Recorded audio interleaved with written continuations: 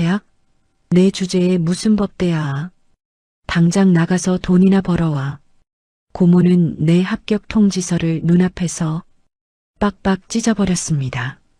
숙식 제공해줬더니 은혜도 모르고 감히 대학 타령을 해? 밥값이라도 하려면 일이라도 해서 돈 갚아. 바닥에 흩날리는 종이 조각처럼 제 꿈도 산산조각 나는 것만 같았습니다. 하지만 고모는 꿈에도 몰랐을 겁니다. 그 찢어진 종이 조각이 대한민국 재계 서열 1위 SJ그룹 회장의 심장을 찌르는 칼날이 되었다는 사실을요. 가정부 취급받던 조카가 하루아침에 그룹 회장의 유일한 핏줄로 밝혀지는 순간 이제 피눈물 흘리게 될 고모의 처절한 최후가 시작됩니다. 별빛 달빛 사연입니다.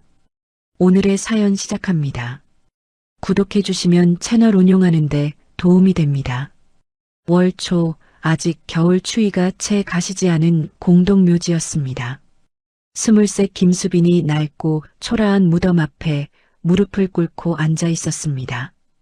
차가운 바람이 수빈의 흐트러진 머리카락을 휘감았습니다. 수빈의 손에는 구겨진 종이 한 장이 들려 있었죠.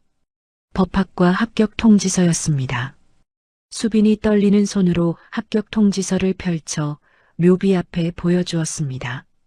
엄마, 이것 좀 봐봐. 나 진짜 붙었어. 내가 법대 합격했다니까. 수빈의 목소리가 떨렸습니다. 잠시 침묵이 흘렀습니다. 바람만이 휑하니 무덤가를 스쳐 지나갔죠. 근데 엄마 나 학교 못 가. 수빈의 눈에서 눈물이 주르륵 흘러내렸습니다. 수빈은 합격 통지서를 가슴에 꼭 끌어안았습니다. 등록금이 800만 원이나 한대. 말이 800이지. 그 큰 돈을 내가 어디서 구하겠어. 내 통장엔 딱 50만 원 있는데 그게 전 재산인데. 수빈이 코를 훌쩍이며 말을 이었습니다. 내가 진짜 독하게 살았잖아. 3년 동안 새벽엔 편의점 뛰고 주말엔 식당에서 그릇 나르고 잠 줄여가며 과외까지 했는데 그래도 남은 건 이 50만 원 한 장이야. 엄마, 세상이 참 야박하다, 그치? 수빈이 묘비를 쓰다듬었습니다. 차갑고 거친 돌의 감촉이 손끝에 전해졌습니다. 고모는 또 비아냥거리더라. 내 주제에 무슨 대학이냐. 이래서 돈이나 벌어라 이러는데 내가 꾹 참았어. 수빈이 쓴웃음을 지었습니다. 수빈은 품에서 낡은 편지 한 통을 꺼냈습니다. 종이가 닳아 글씨가 흐릿해질 정도로 수백 번은 읽은 엄마의 유서였죠. 수빈이 편지를 펼쳐 읽었습니다. 수빈아, 엄마가 미안해. 널 두고 가서. 하지만 할아버지를 원망하지 마. 엄마가 선택한 길이었어. 넌 꼭 내 꿈을 이뤄. 엄마 대신 당당하게 살아줘. 수빈이 편지를 다시 접어 품에 넣었습니다. 엄마는 맨날 할아버지 원망하지 말라고만 해. 나 당당하게 살고 싶은데 사는 게 너무 힘들다, 엄마. 진짜 너무 힘들어. 수빈의 머릿속에 지난 5년의 기억이 스쳐 지나갔습니다. 고등학교 1학년 때 아빠가 공장 사고로 돌아가셨습니다. 이듬해 병마와 싸우던 엄마마저 세상을 떠났죠.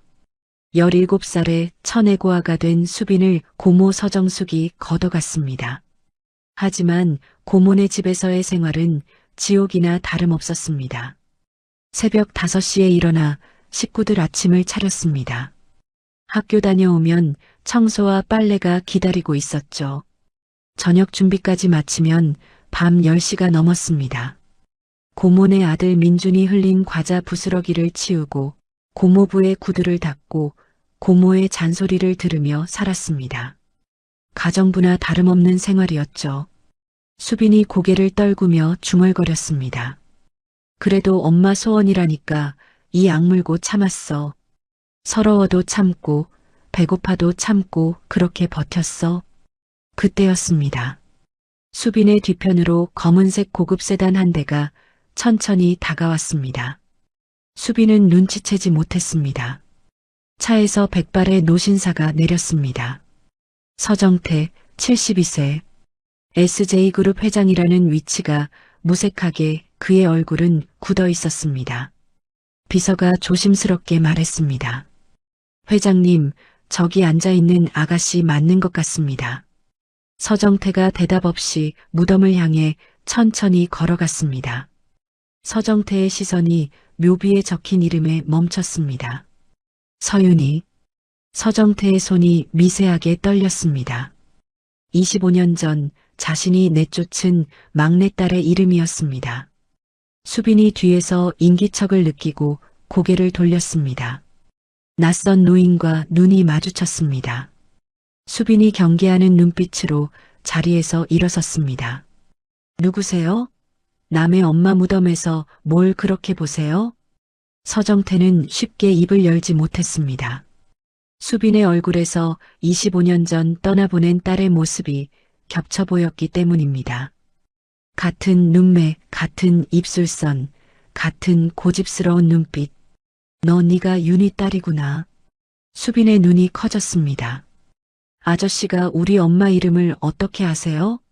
서정태의 입술이 떨렸습니다. 나는 내가 내 외아랩이 되는 사람이다. 순간 정적이 흘렀습니다. 수빈의 표정이 굳어졌습니다. 엄마가 평생 그리워하면서도 끝내 찾아가지 못했던 사람. 엄마를 내쫓고 단 한 번도 연락하지 않았던 사람. 수빈의 눈에 서서히 분노가 차올랐습니다. 뭐라고요? 외할아버지요? 수빈의 목소리가 차갑게 가라앉았습니다. 수빈은 서정태를 위아래로 훑어보았습니다. 고급 캐시미어 코트, 반짝이는 구두, 뒤에 대기 중인 고급 세단과 수행원들. 수빈의 입가에 쓴웃음이 번졌습니다. 아, 그래서요? 25년 만에 여긴 왜 오셨는데요? 길이라도 잃으셨어요? 서정태가 움찔했습니다. 윤희가 내 애미가 잘못됐다는 소리를 들었다. 뒤늦게라도 내 눈으로 확인하려고 왔다. 뒤늦게라니요? 수빈이 코웃음을 쳤습니다. 엄마 돌아가신 지가 언젠데 이제 와서 확인을 해요? 5년이에요, 5년. 그 긴 세월 동안 어디서 잘 먹고 잘 살다가 이제 와서요? 서정태는 대답하지 못했습니다. 나도 정말 몰랐다. 이제야 알았어. 몰랐으면 다해요? 그게 핑계가 된다고 생각하세요? 수빈의 눈에 눈물이 맺혔습니다. 하지만 수빈은 꾹 참았습니다. 엄마는요, 평생 할아버지 욕 한 번을 안 했어요. 아파서 끙끙 앓으면서도, 돈 없어서 약 한 번 제대로 못 사 먹으면서도 그냥 옛날 가족 사진 끌어안고 울기만 했다고요. 서정태의 얼굴이 일그러졌습니다. 근데 저는 달라요. 저는 할아버지 원망해요. 죽도록 미워요. 수빈의 목소리가 떨렸습니다. 엄마가 얼마나 비참하게 살았는지 아세요? 아빠 죽고 공장에서 밤낮으로 일하다 손가락 다치고 골병 들어서 병원비도 없이 앓다가 갔어요. 수빈이 주먹을 꽉 쥐었습니다. 저 고등학교 2학년 때 엄마 장례식 저 혼자 치렀어요. 돈이 없어서 제일 싼 합판관에 제일 구석진 자리에 모셨다고요. 조문객? 파리 한 마리도 안 왔어요. 그때 할아버지는 어디 계셨는데요? 서정태의 눈에 눈물이 고였습니다. 이제 와서 뭐 어쩌시게요? 핏줄이라고 가족놀이라도 하시게요? 수빈이 합격 통지서를 구겨 주머니에 쑤셔 넣으며 몸을 돌렸습니다. 필요 없으니까 가세요. 저 혼자 잘 살아왔고 앞으로도 혼자 살 거니까 신경 끄세요. 수빈아, 잠깐만. 서정태가 다급하게 불렀습니다. 수빈이 발걸음을 멈췄지만 돌아보지 않았습니다. 아까 너 혼잣말하는 거 다 들었다. 법대 합격했는데 돈이 없어서 못 간다고 했지? 내가 해결해 주마. 할애비가 다 대주마. 순간 수빈이 돌아섰습니다. 수빈의 눈에 복잡한 감정이 스쳤습니다. 분노, 서러움, 그리고 어딘가 희망 같은 것. 하지만 수빈은 이내 고개를 저었습니다. 됐어요. 그런 돈 안 받아요. 왜? 내 꿈이라며. 대학 가서 공부하고 싶다며. 돈으로 할아버지 노릇하려는 거잖아요. 역겨워요. 수빈의 눈이 서정태를 똑바로 바라보았습니다. 우리 엄마한테도 그러셨겠죠. 돈 줄 테니 그놈이랑 헤어져라. 내 눈앞에서 사라져라. 돈이면 다 되는 줄 아는 분이잖아요. 서정태는 아무 말도 하지 못했습니다. 수빈의 말이 전곡을 찔렀기 때문입니다. 저 대학 안 가요. 못 가면 못 가는 거지. 날 버리고 엄마 버린 사람 돈으로 가고 싶진 않아요. 그거 받으면 우리 엄마가 하늘에서 얼마나 슬퍼하겠어요? 수빈은 차갑게 돌아서서 걸어갔습니다. 서정태는 멀어지는 수빈의 뒷모습을 바라보았습니다. 작고 여윈 어깨가 흔들리는 것이 보였습니다. 울고 있는 것이었죠. 하지만 수빈은 단 한 번도 뒤를 돌아보지 않았습니다. 서정태가 딸의 무덤 앞에 천천히 다가가 무릎을 꿇었습니다. 서정태가 묘비를 어루만지며 낮게 음조렸습니다. 윤희야, 아비가 늦었다. 너무 늦었어. 이 못난 아비를 용서해다오. 바람이 불었습니다. 마치 대답처럼. 서정태의 머릿속에 문득 10년 전 기억이 떠올랐습니다. 병상에 누운 아내가 마지막으로 남긴 말. 여보, 제발 우리 윤희 좀 찾아줘요. 내가 죽기 전에 얼굴이라도 보게 당신이 윤희랑 화해한다고 약속해줘요. 그때 큰딸 정숙이 곁에서 말했습니다. 아유, 아버지. 지금 어머니 숨 넘어가시는데 그런 말씀 들으시면 안 돼요. 윤희 그 기집애는 제가 찾을게요. 아버지는 신경 쓰지 마세요. 그 후로 서정태가 윤희 소식을 물을 때마다 정숙은 이렇게 대답했습니다. 사람을 풀었는데 연락이 안 된대요. 이사가 잦아서 주소가 자꾸 바뀐다네요. 조금만 더 기다려보세요. 소식 오겠죠. 서정태는 그 말을 믿었습니다. 아니, 믿고 싶었습니다. 직접 찾아볼 용기가 없었기 때문이죠. 서정태가 주먹을 꽉 쥐었습니다. 정숙이 의도적으로 윤희와의 화해를 방해했다는 의심이 피어올랐습니다. 서정태가 비서에게 말했습니다. 비서실장, 지금 당장 정숙이 오라고 해. 당장 내 눈앞에 데려와. 서정태의 눈빛이 날카롭게 변했습니다. 한편 고모네 집으로 돌아온 수빈은 지하 보일러실 옆 작은 방으로 들어갔습니다. 창문도 없는 좁은 공간이었습니다. 낡은 매트리스에 앉아 서정태가 건넨 명함을 바라보았습니다. SJ그룹 회장 서정태. 수빈의 손끝이 미세하게 떨렸습니다. 이 번호로 전화 한 통만 하면 나 대학 갈 수 있는데, 이 지긋지긋한 곰팡이 냄새나는 방도 나갈 수 있는데, 수빈이 벽에 빽빽이 붙은 공부 자료들을 바라보았습니다. 도서관 스티커가 붙은 법학 서적들, 사서 볼 돈도 없어 빌려 읽은 책들이었죠. 그 옆에는 소중하게 접힌 합격 통지서가 놓여 있었습니다. 그래도 안 돼. 우리 엄마 가슴에 대못 박고 버린 사람이잖아. 자존심이 있지. 내가 어떻게 손을 벌려. 수빈이 명함을 서랍 깊숙이 쑤셔 넣었습니다. 자자, 김수빈. 헛된 꿈 꾸지 말고 잠이나 자자. 내일도 새벽 5시에 일어나서 고모네 식구들 밥 차려야지. 수빈이 불을 끄고 누웠습니다. 어둠 속에서 수빈의 눈만 반짝이고 있었습니다. 잠은 쉽게 오지 않았습니다. 다음 날 오후 서울 강남의 고급 주택가. 서정숙의 저택은 겉으로 보기에 품이 있고 단정했습니다.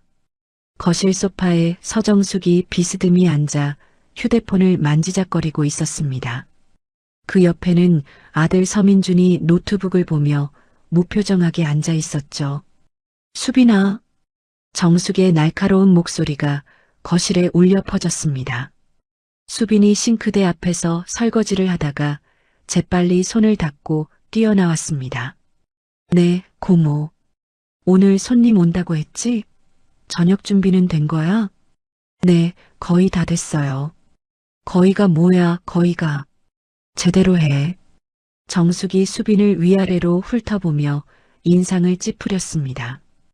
그리고 그 꼴이 뭐야? 손님 오면 얼굴 보이지 말고 방에 있어. 알았어? 네. 수빈이 고개를 숙인 채 다시 주방으로 향하려는 순간이었습니다. 현관 초인종이 울렸습니다. 정숙의 표정이 굳어졌습니다. 예정된 손님 시간이 아니었기 때문이죠. 누구야? 수빈이 인터폰을 확인하고 얼어붙었습니다. 화면에 어제 묘지에서 만났던 그 노인, 서정태가 서 있었습니다. 고모. 할아버지세요. 뭐? 정숙이 벌떡 일어났습니다. 민준도 노트북을 덮고 고개를 들었습니다. 정숙의 얼굴에 당혹감이 스쳤지만 금세 가면 같은 미소로 바뀌었습니다.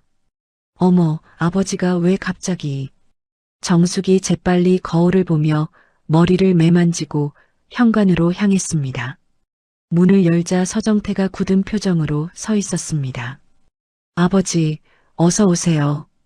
연락도 없이 어쩐 일이세요? 정숙의 목소리는 달콤하기 그지없었습니다. 하지만 서정태는 대답 없이 집 안으로 들어섰습니다. 서정태가 거실 한가운데 서서 정숙을 똑바로 바라보았습니다. 정숙아. 네, 아버지. 10년 전에 내 어머니가 돌아가시기 전에 뭐라고 하셨지? 정숙의 눈이 미세하게 흔들렸습니다. 그게 무슨 말씀이세요? 윤희를 찾아서 화해하라고 하셨어. 그때 네가 뭐라고 했지? 정숙이 애써 미소를 유지하며 대답했습니다. 제가 찾아보겠다고 했죠. 그래서 찾아봤는데 연락이 안 됐잖아요. 연락이 안 됐다고? 서정태의 목소리가 낮아졌습니다. 그런데 어떻게 윤희가 죽은 지 5년이 됐는데 손녀가 내 집에서 5년을 살았는데 나는 아무것도 몰랐지? 정숙의 얼굴이 순간 굳어졌습니다. 하지만 곧바로 표정을 바꿨습니다. 아버지, 그건 아버지 건강에 자극이 될까봐 알리지 않은 거예요. 갑자기 그런 소식 들으시면 충격받으실까봐. 충격받을까봐? 서정태가 주방 쪽에 서 있는 수빈에게로 시선을 옮겼습니다. 수빈은 고개를 숙인 채 움직이지 않고 있었습니다.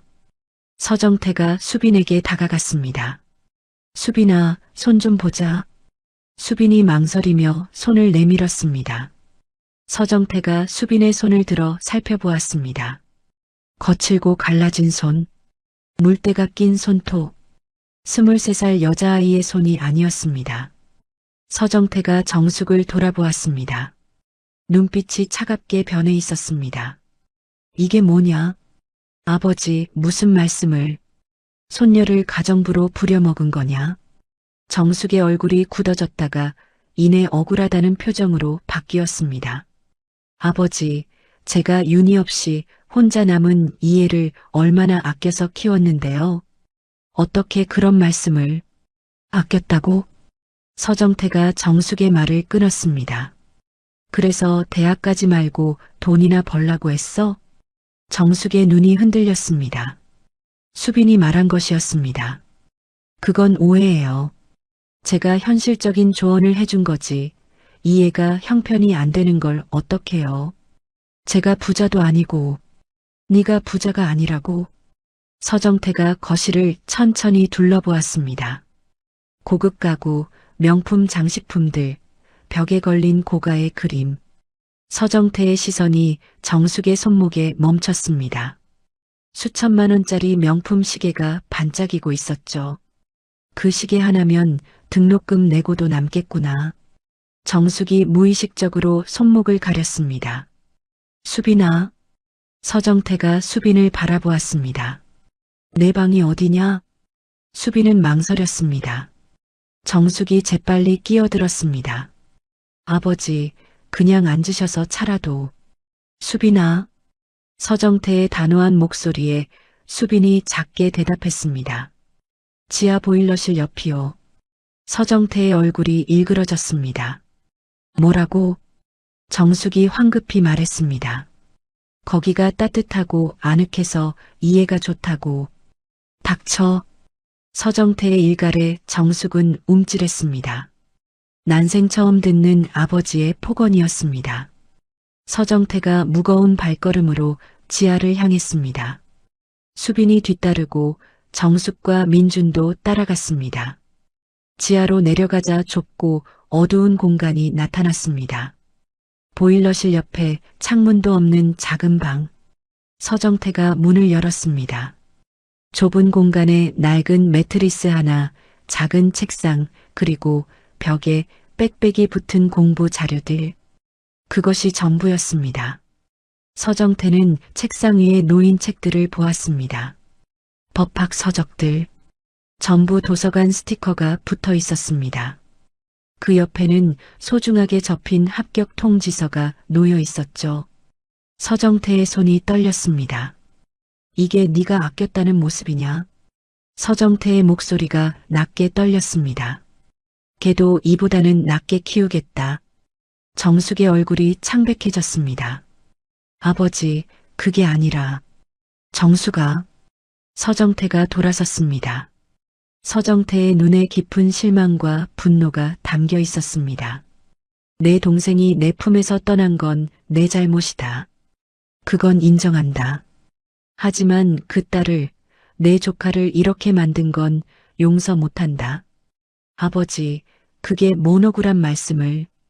어머니 유언도 네가 막았지? 정숙의 얼굴이 굳어졌습니다. 윤희 찾는 거 막은 것도 너고 손녀 있다는 것도 숨긴 것도 너야. 다 너였어. 서정태가 한 발 다가섰습니다. 왜 그랬어? 왜? 정숙이 입술을 깨물었습니다. 아무 말도 하지 못했습니다. 서정태가 수빈에게로 시선을 돌렸습니다. 수빈아, 오늘 당장 짐 싸라. 나랑 간다. 정숙의 얼굴이 하얗게 질렸습니다. 아버지, 잠깐만요. 갑자기 이게 무슨. 할 말 있으면 나중에 해. 오늘은 이 아이부터 데려간다. 하지만 수빈은 움직이지 않았습니다. 수빈아? 저 안 가요. 서정태가 당혹스러운 표정을 지었습니다. 왜? 여기 있고 싶다는 거냐? 그게 아니라. 수빈이 고개를 숙인 채 말했습니다. 어제도 말씀드렸잖아요. 저 혼자 해결할게요. 할아버지 신세 지기 싫어요. 정숙의 눈이 번뜩였습니다. 봐요, 아버지. 수빈이도 원하지 않잖아요. 저희끼리 잘 지내고 있었는데 갑자기 오셔서 이러시면. 너는 좀 조용히 해. 서정태가 차갑게 말하고 다시 수빈을 바라보았습니다. 수빈아, 내 마음은 이해한다. 근데 여기 있으면 대학 어떻게 가려고? 수빈은 대답하지 못했습니다. 나도 억지로 끌고 가고 싶지 않아. 근데 내 엄마한테 진 빚이 있다. 수빈이 고개를 들었습니다. 엄마한테요? 서정태의 눈에 깊은 후회가 서렸습니다. 25년 전에 윤희를 내쫓은 건 나다. 그 뒤로 어떻게 사는지 한 번도 찾아보지 않았어. 내 엄마가 아프고 힘들 때 곁에 없었어. 서정태의 목소리가 떨렸습니다. 내 어머니 유언도 지키지 못했다. 정숙이가 막아서 윤희를 못 찾은 줄 알았는데 결국 다 핑계였어. 내가 직접 찾아볼 용기가 없었던 거야. 서정태가 수빈의 손을 잡았습니다. 윤희가 남긴 유일한 사람이 너야. 내가 할 수 있는 건 너한테 해주는 것밖에 없어. 수빈은 복잡한 표정으로 서정태를 바라보았습니다. 미워해야 할 사람이었습니다. 엄마를 버린 사람이었습니다. 그런데 왜 저 눈빛이 진심처럼 보이는 걸까요? 그때 민준이 입을 열었습니다. 외할아버지, 그래도 어머니 말씀이 맞는 것 같습니다. 갑자기 데려가시면 수빈이도 혼란스럽지 않겠습니까? 며칠 시간을 주시는 게. 너는 왜 끼어드냐? 서정태의 시선이 민준에게 꽂혔습니다. 너도 알면서 가만히 있었겠지. 사촌 동생이 이 꼴로 사는 거. 민준의 눈이 잠깐 흔들렸습니다. 하지만 민주는 능숙하게 표정을 관리했습니다. 저도 바빠서 집안 사정에는 관여를 못했습니다. 회사 일이. 그래, 회사. 서정태가 차갑게 웃었습니다.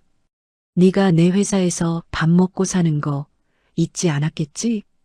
민주는 입을 다물었습니다. 서정태가 다시 수빈을 바라보았습니다. 수빈아, 억지로 끌고 가지는 않겠다. 대신 이틀만 생각해라. 이틀 뒤에 다시 올 테니까 그때 대답해라.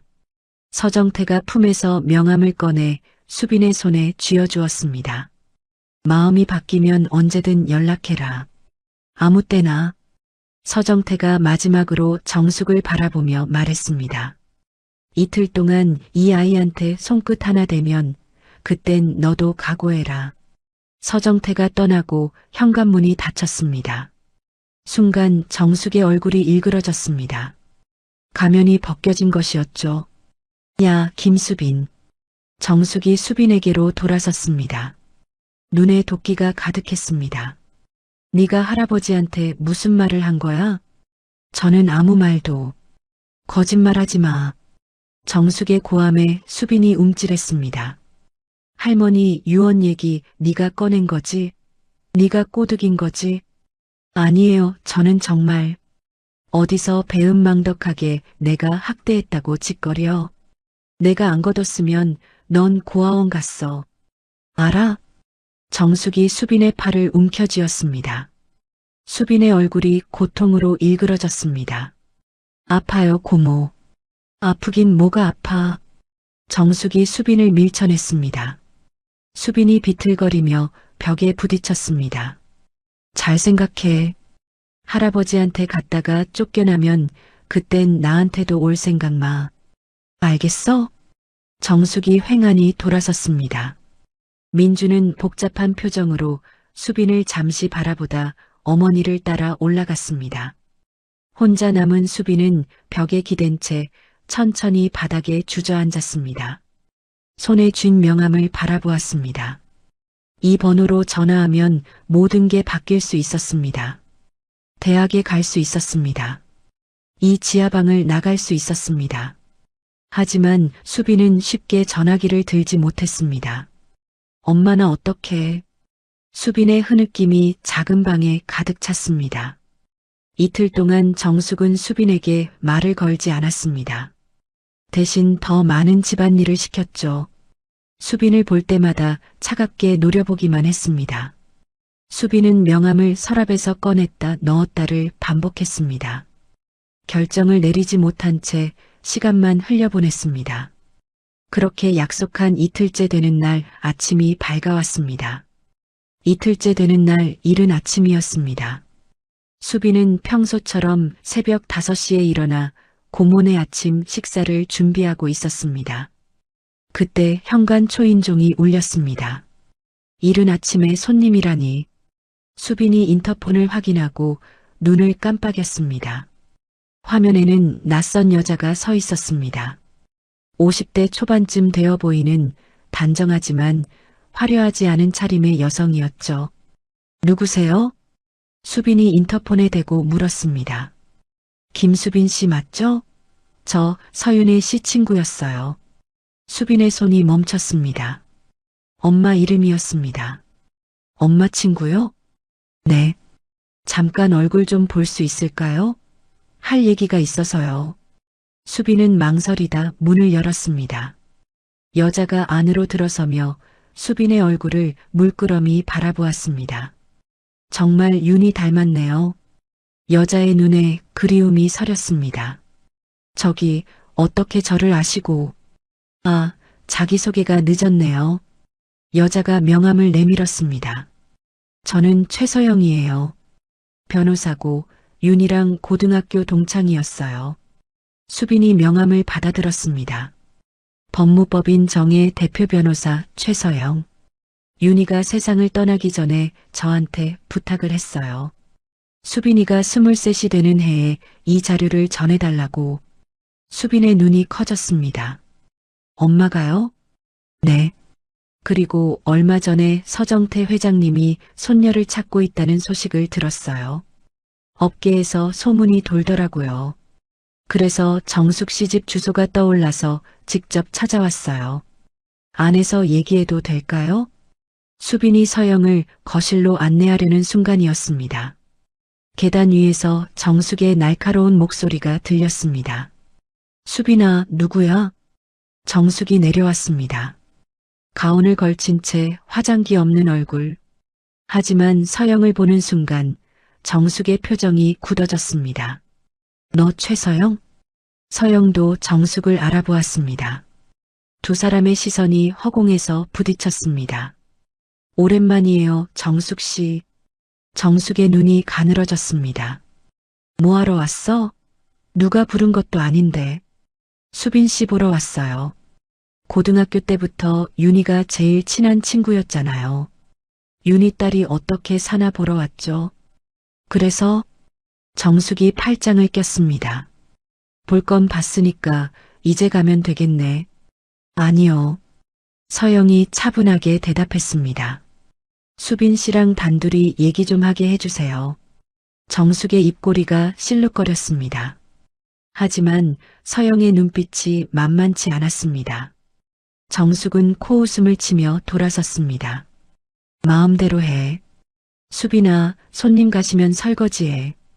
정숙이 올라가고 거실에 수빈과 서영 둘만 남았습니다. 서영이 소파에 앉으며 말했습니다. 저 언니 옛날이랑 똑같네요. 아세요? 고모를 알다마다요. 윤희 친구였으니까 자연스럽게 알게 됐죠. 서영은 잠시 먼 눈빛으로 과거를 바라보았습니다. 고등학교 때도 정숙 씨는 윤희를 엄청 싫어했어요. 아버지가 윤희만 예뻐한다고. 윤희가 뭘 해도 질투하고 미워했죠. 수빈은 처음 듣는 이야기에 귀를 기울였습니다. 윤희가 쫓겨났을 때 정숙 씨가 앞장서서 반대했다는 거 알아요? 네, 어렴풋이요. 서영의 눈빛이 어두워졌습니다. 그게 다가 아니에요.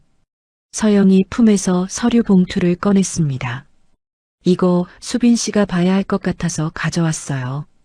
수빈이 봉투를 받아 열어보았습니다. 안에는 오래된 편지들과 사진, 그리고 법률 문서 같은 것들이 있었습니다. 이게 뭐예요? 서영이 천천히 설명했습니다. 윤희가 쫓겨나기 전에 아버지, 그러니까 서 회장님이 윤희한테 재산 일부를 넘겨줬어요. 딸이니까 당연히 받을 몫이라면서. 서울에 있는 건물이었어요. 수빈의 눈이 커졌습니다. 그게 무슨...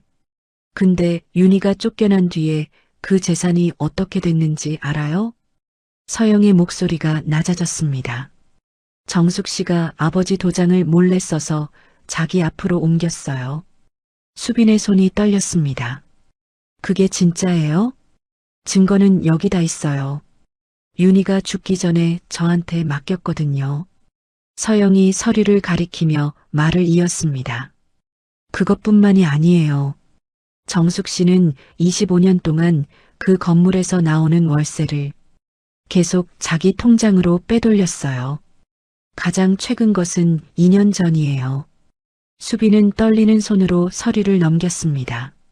복잡한 내용이었지만 핵심은 명확했습니다. 엄마가 받았어야 할 재산을 고모가 가로챘다는 것. 엄마가 이걸 알았어요? 알았죠. 근데 싸울 힘이 없었어요. 서영의 눈에 슬픔이 서렸습니다. 이미 몸도 아프고 수빈 씨 키우느라 정신없고 아버지한테 찾아갈 용기도 없었고. 서영이 수빈의 손을 잡았습니다. 윤희가 죽기 전에 저한테 그랬어요.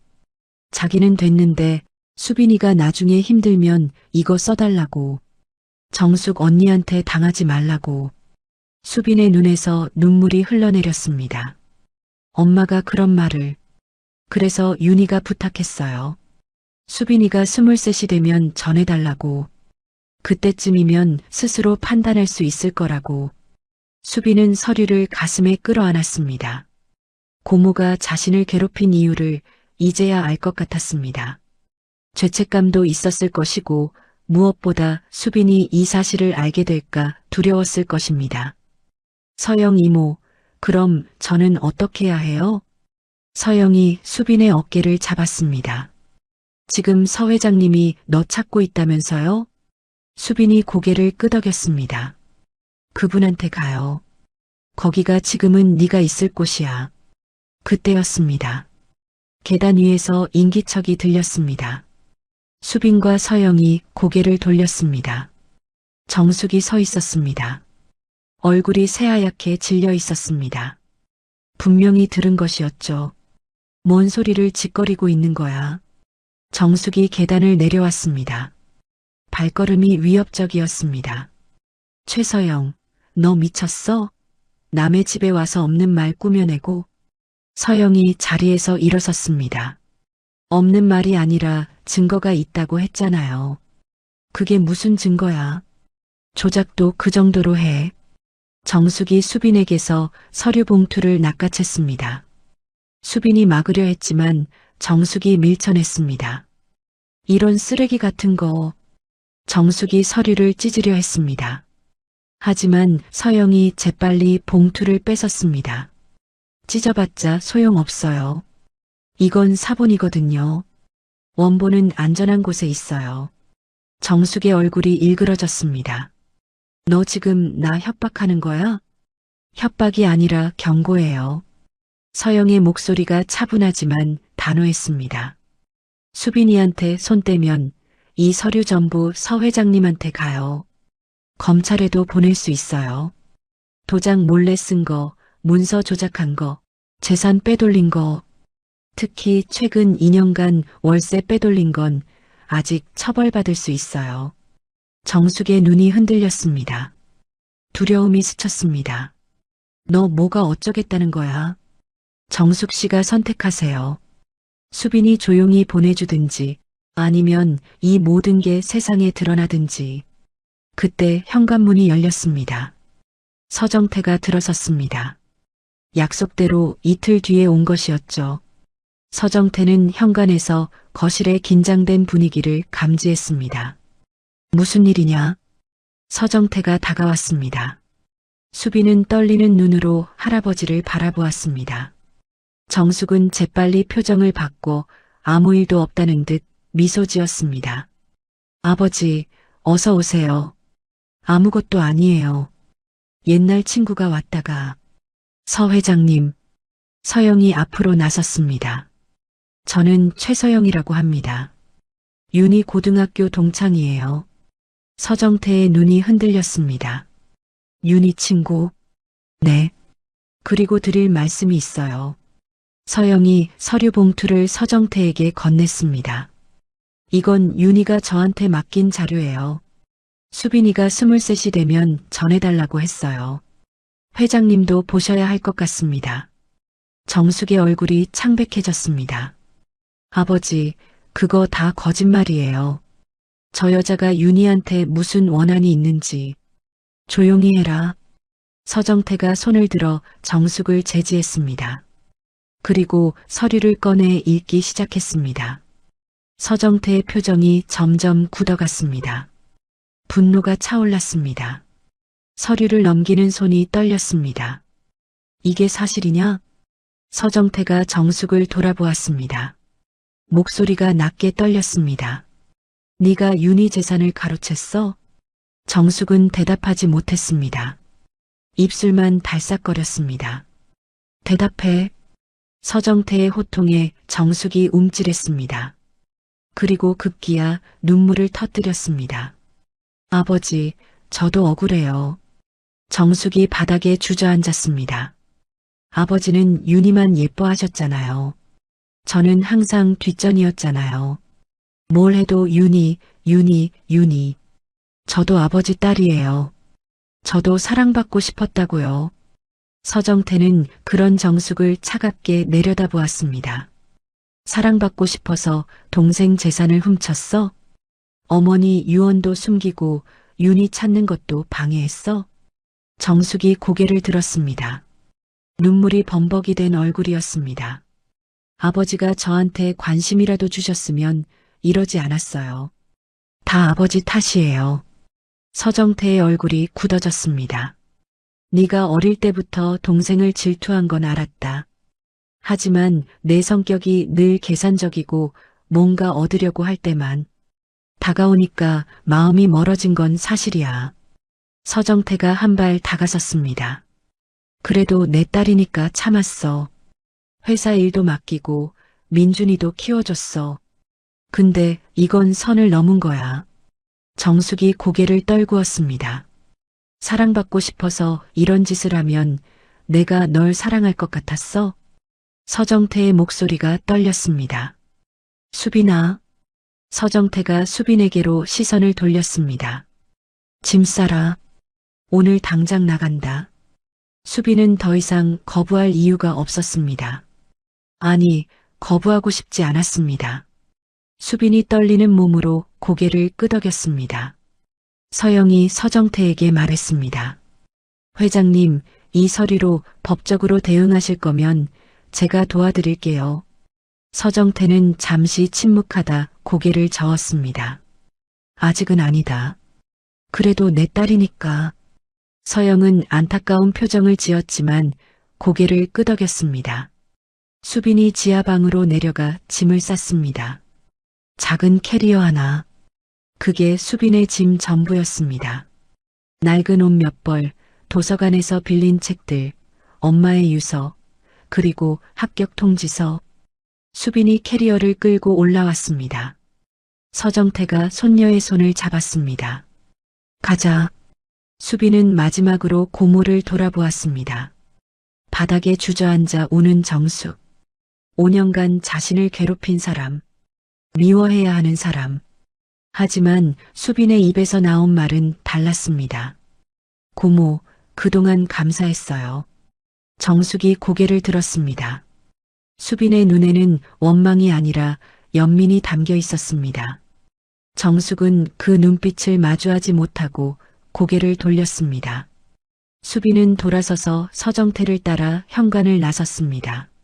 문이 닫히고 정숙의 울음소리가 멀어졌습니다. 서정태의 차가 출발했습니다. 수빈은 창밖을 바라보았습니다. 5년간 갇혀 살았던 집이 점점 작아졌습니다. 수빈의 눈에서 눈물이 흘러내렸습니다. 슬픔인지 안도인지 알 수 없었습니다. 서정태가 수빈의 손을 꼭 잡았습니다. 걱정 마라. 이제부터는 내가 지켜줄 테니까. 수빈은 대답 대신 작게 고개를 끄덕였습니다. 손끝에서 전해지는 온기가 낯설었습니다. 하지만 싫지 않았습니다. 차는 서울의 번화가를 지나 어느 고급 주택가로 향했습니다. 수빈의 새로운 삶이 시작되고 있었습니다. 서정태의 저택은 수빈이 상상했던 것보다 훨씬 컸습니다. 높은 담장 안에 본체와 별채가 있었고 정원과 연못, 심지어 작은 숲까지 있었습니다. 집이라기보다 하나의 작은 마을 같았죠. 차가 저택 정문을 통과할 때 수빈은 숨을 삼켰습니다. 고모네 집도 부자라고 생각했는데 이건 차원이 다른 세계였습니다. 여기가 할아버지 집이에요? 그래. 이제 내 집이기도 하다. 차에서 내리자 집사와 가정부들이 일렬로 서서 인사했습니다. 어서 오십시오, 회장님. 아가씨. 아가씨라는 호칭에 수빈은 어색하게 고개를 숙였습니다. 불과 며칠 전까지 자신이 가정부 노릇을 했는데 이제는 가정부에게 인사를 받는 입장이 된 것이었죠. 수빈 아가씨 방은 2층 동쪽 끝에 준비해뒀습니다. 집사박 실장이 안내했습니다. 수빈은 작은 캐리어를 끌고 그를 따라갔습니다. 넓은 현관, 대리석 바닥, 반짝이는 샹들리에. 모든 것이 눈부셨습니다. 2층으로 올라가 긴 복도를 지나 방문이 열렸습니다. 수빈은 그 자리에 멈춰 섰습니다. 이게 제 방이에요? 방이라기보다 작은 집 같았습니다. 넓은 침실의 옷장, 책상, 소파, 심지어 작은 거실 공간까지. 창문 너머로는 정원이 한눈에 내려다 보였습니다. 화장실은 저쪽이고 옷방은 이쪽입니다. 필요한 게 있으시면 말씀해 주세요. 박 실장이 나갔습니다. 수빈은 홀로 방 한가운데 서 있었습니다. 갑자기 다리에 힘이 풀렸습니다. 수빈이 바닥에 주저앉았습니다. 눈물이 쏟아졌습니다. 슬퍼서가 아니었습니다. 너무 갑작스러운 변화에 감정이 터진 것이었죠. 엄마 나 여기 있어도 되는 걸까? 수빈은 품에서 낡은 편지를 꺼냈습니다. 엄마의 유서, 수백 번 읽은 글씨를 다시 더듬었습니다. 할아버지를 원망하지 마. 엄마가 선택한 길이었어. 엄마는 원망하지 말라고 했는데 나는 아직 모르겠어. 그때 노크 소리가 들렸습니다. 수빈아, 나다. 서정태의 목소리였습니다. 수빈은 재빨리 눈물을 닦고 일어섰습니다. 네, 들어오세요. 문이 열리고 서정태가 들어왔습니다. 손에는 작은 상자가 들려 있었습니다. 자리는 마음에 드냐? 네, 너무 좋아서 오히려 부담돼요. 서정태가 희미하게 웃었습니다. 부담 가질 것 없다. 네가 원래 있어야 할 자리야. 서정태가 상자를 내밀었습니다. 이거 윤희 거다. 수빈이 상자를 받아 열었습니다. 안에는 오래된 사진첩과 작은 보석함, 그리고 낡은 인형이 들어 있었습니다. 엄마 거요? 윤희가 쫓겨날 때 두고 간 거야. 버리지 못하고 25년 동안 보관했다. 수빈은 사진첩을 넘겼습니다. 젊은 시절 엄마의 모습이 눈에 들어왔습니다. 교복을 입고 웃는 엄마, 가족 사진 속 엄마, 그리고 젊은 서정태와 나란히 선 엄마. 수빈이 알던 엄마는 늘 지치고 아픈 모습이었습니다. 하지만 사진 속 엄마는 밝고 행복해 보였습니다. 예쁘지? 네, 엄마. 서정태의 목소리가 떨렸습니다. 막내라서 제일 예뻤다. 제일 사랑했고. 수빈이 고개를 들어 서정태를 바라보았습니다. 근데 왜 쫓아내셨어요? 서정태가 잠시 침묵했습니다.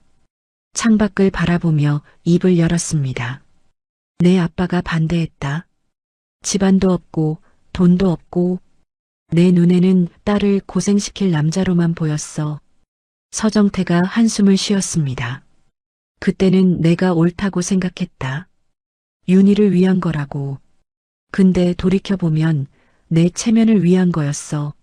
내 딸이 가난한 남자랑 산다는 게 창피했던 거야. 서정태의 어깨가 축 처졌습니다. 그게 내 죄다. 평생 갚아야 할 죄. 수빈은 한동안 아무 말도 하지 못했습니다. 정숙이 얘기도 해줄게. 서정태가 말을 이었습니다. 정숙이는 어릴 때부터 성격이 달랐어. 늘 뭔가 계산하고 뭔가 얻으려고 할 때만 다가왔지. 반면에 윤희는 아무것도 바라지 않았어. 그냥 아빠 곁에 있는 것만으로 좋아했어. 서정태가 쓴웃음을 지었습니다. 정숙이가 결혼할 때도 그랬어. 재벌집 아들이랑 결혼하겠다고 했지. 그게 나쁜 건 아니야. 근데 그때부터 알았어. 이 아이는 나를 아버지가 아니라 재산으로 보는구나. 수빈이 조심스럽게 물었습니다. 그래서 고모를 멀리 하신 거예요? 멀리까지는 아니야. 그래도 내 딸이니까. 회사 일도 맡기고 민준이도 키워줬어. 서정태가 고개를 저었습니다.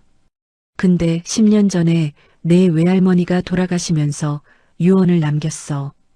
윤희를 찾아서 화해하라고. 그때 정숙이가 막았어. 아버지 건강에 해롭다고, 자기가 찾아보겠다고. 서정태의 손이 떨렸습니다. 그때 이상하다 싶었어. 근데 그냥 넘어갔어. 직접 찾아볼 용기가 없었으니까. 결국 그게 다 정숙이 계산이었다는 걸 이제야 알았어. 수빈은 할아버지의 복잡한 심정을 조금이나마 이해할 수 있었습니다. 할아버지. 수빈이 조심스럽게 입을 열었습니다. 저 아직은 가족이라고 부르기 어려워요. 솔직히. 서정태가 고개를 끄덕였습니다. 알아. 천천히 해라. 시간은 있으니까. 수빈은 잠시 망설이다 말했습니다. 근데 법대는 정말 가고 싶어요. 서정태의 눈이 빛났습니다. 당연히 가야지. 등록금 걱정 마라. 아니, 다른 것도 다 걱정 마. 공짜로 받기는 싫어요. 수빈이 단호하게 말했습니다. 나중에 제가 성공하면 이자까지 쳐서 다 갚을게요. 서정태가 허허 웃었습니다. 그래, 그게 윤희 딸이지. 며칠이 지났습니다. 수빈은 서정태의 권유로 법무법인 정의에서 인턴 생활을 시작하게 되었습니다. 서영이 대표로 있는 곳이었죠. 대학 입학 전에 실무 경험을 쌓으라는 취지였습니다. 수빈 씨, 커피 한 잔 줄까요? 서영이 사무실로 들어서며 말했습니다. 수빈은 서류를 정리하다 고개를 들었습니다. 아, 감사해요. 이모. 이모라니 쑥스럽네. 그냥 서영 언니라고 해. 그래도 엄마 친구분이시니까. 그럼 뭐 좋을 대로. 서영이 커피를 건네며 옆에 앉았습니다. 적응은 좀 됐어? 아직 모든 게 꿈 같아요. 한 달 전만 해도 지하방에서 살았는데 지금은 여기서 법률 서류 보고 있으니까. 서영이 수빈의 어깨를 토닥였습니다. 넌 원래 여기 있어야 할 사람이야. 윤희가 못 이룬 꿈, 네가 이루는 거야. 그때 사무실 문이 열리고 누군가 들어왔습니다. 서영 대표님, 자료 가져왔습니다. 수빈이 고개를 돌렸습니다. 30 중반쯤 되어 보이는 남자가 서 있었습니다. 단정한 정장 차림에 부드러운 인상, 손에는 서류 파일이 들려 있었습니다. 아, 준호 씨. 어서 와요. 서영이 일어서며 남자를 맞이했습니다. 수빈 씨 소개할게. 이분은 이준호 변호사. 우리 로펌에서 제일 잘하는 사람이야. 이준호가 수빈에게 가볍게 고개를 숙였습니다. 안녕하세요. 이준호입니다. 수빈도 어색하게 인사했습니다. 김수빈이에요. 이준호가 잠시 수빈을 바라보았습니다. 뭔가 생각하는 표정이었습니다. 혹시 경주고등학교 출신이세요? 수빈의 눈이 커졌습니다. 네, 맞는데요. 어떻게 아세요? 이준호가 희미하게 웃었습니다. 저 거기서 국어 선생님 했었거든요. 7년 전에. 수빈의 머릿속에서 기억이 스쳤습니다. 국어 선생님. 젊고 열정적이었던, 그리고 자신에게 처음으로 특별한 말을 해준 사람. 이 선생님이세요? 기억해주니까 다행이네요. 이준호가 웃었습니다. 서영이 끼어들었습니다. 준호 씨가 수빈 씨 선생님이었어? 세상 참 좁다. 우연의 일치네요. 수빈은 아직도 믿기지 않는 표정이었습니다. 근데 왜 선생님을 그만두시고 변호사를? 긴 얘기예요. 나중에 기회 되면 말씀드릴게요. 이준호가 서류를 서영에게 건네며 말했습니다. 김수빈 씨, 법대 간다고 들었어요. 축하해요. 수빈은 어색하게 고개를 숙였습니다. 감사합니다. 선생님 덕분에 꿈을 안 놓았어요. 이준호의 눈빛이 부드러워졌습니다. 제가 한 건 없어요. 다 김수빈 씨 노력이죠. 점심시간이 되었습니다. 이준호가 수빈에게 다가왔습니다. 김수빈 씨, 시간 있으면 커피 한 잔 하실래요? 옛날 얘기도 하고. 수빈은 잠시 망설이다 고개를 끄덕였습니다. 네, 좋아요. 두 사람은 사무실 근처 카페로 향했습니다. 이준호가 아메리카노를 주문하고 수빈은 따뜻한 라떼를 골랐습니다. 선생님이 학교 그만두신 이유 궁금하긴 해요. 수빈이 조심스럽게 말했습니다. 김수빈 씨 때문이에요. 수빈이 놀란 표정을 지었습니다. 저요? 정확히는 김수빈 씨 같은 학생들 때문이요. 이준호가 커피를 한 모금 마셨습니다. 가정 형편 때문에 꿈을 포기하는 학생들, 능력은 있는데 기회가 없는 학생들. 학교에서 할 수 있는 건 한계가 있더라고요. 이준호가 창밖을 바라보았습니다. 그래서 변호사가 됐어요. 법으로 도울 수 있는 일이 더 많을 것 같아서. 수빈은 이준호를 바라보았습니다. 이 사람도 자기 나름의 방식으로 싸워왔구나. 대단하세요. 대단할 것 없어요. 그냥 하고 싶은 일 한 거죠. 이준호가 수빈을 바라보았습니다. 김수빈 씨도 그렇게 하면 돼요. 하고 싶은 일 하면 되는 거예요. 이제는 할 수 있잖아요. 수빈의 가슴이 뜨거워졌습니다. 7년 전 기억이 떠올랐습니다. 그때 수빈은 고등학교 1학년이었습니다. 아빠가 돌아가신 직후라 매일 울며 지냈습니다. 성적은 바닥이었고 학교 가기도 싫었습니다. 그때 담임이었던 이준호가 수빈을 불렀습니다. 김수빈, 넌 뭐가 되고 싶어? 모르겠어요. 아무것도 하기 싫어요. 그래도 뭔가 있을 거 아니야. 작은 거라도. 수빈은 한참을 생각하다 대답했습니다. 변호사요. 아빠가 돌아가시기 전에 회사에서 억울한 일 당했거든요. 그때 변호사가 있었으면 좋았을 텐데. 이준호가 고개를 끄덕였습니다. 그럼 변호사 되면 되지. 저 같은 애가요? 왜 못 돼? 넌 뭐든 될 수 있어. 진짜야. 그 말 한마디가 수빈을 살렸습니다. 그 후로 수빈은 이를 악물고 공부했습니다. 이준호 선생님이 믿어줬으니까 그 믿음을 저버리고 싶지 않았습니다. 그리고 지금 그 선생님이 변호사가 되어 눈앞에 있었습니다. 선생님, 수빈이 눈물을 글썽이며 말했습니다. 아니, 준호 씨. 네, 감사해요. 그때도 지금도. 이준호가 따뜻하게 웃었습니다. 저야말로요. 김수빈 씨가 포기 안 하고 법대 갔다는 거 저한테는 큰 의미예요. 창밖으로 봄 햇살이 쏟아졌습니다. 수빈은 처음으로 미래가 밝을 수도 있겠다는 생각을 했습니다. 할아버지라는 가족, 서영 이모라는 든든한 사람, 그리고 이준호라는 오래된 인연. 혼자가 아니라는 게 이렇게 따뜻한 거였구나. 저녁에 저택으로 돌아온 수빈은 식탁에서 서정태와 마주 앉았습니다. 할아버지, 오늘 신기한 일이 있었어요. 뭔데? 고등학교 때 담임 선생님을 만났어요. 그분이 지금 서영 이모 로펌에서 변호사로 일하고 계시더라고요. 그래, 세상 참 좁구나. 서정태가 수빈이 신나게 이야기하는 것을 보며 흐뭇하게 웃었습니다.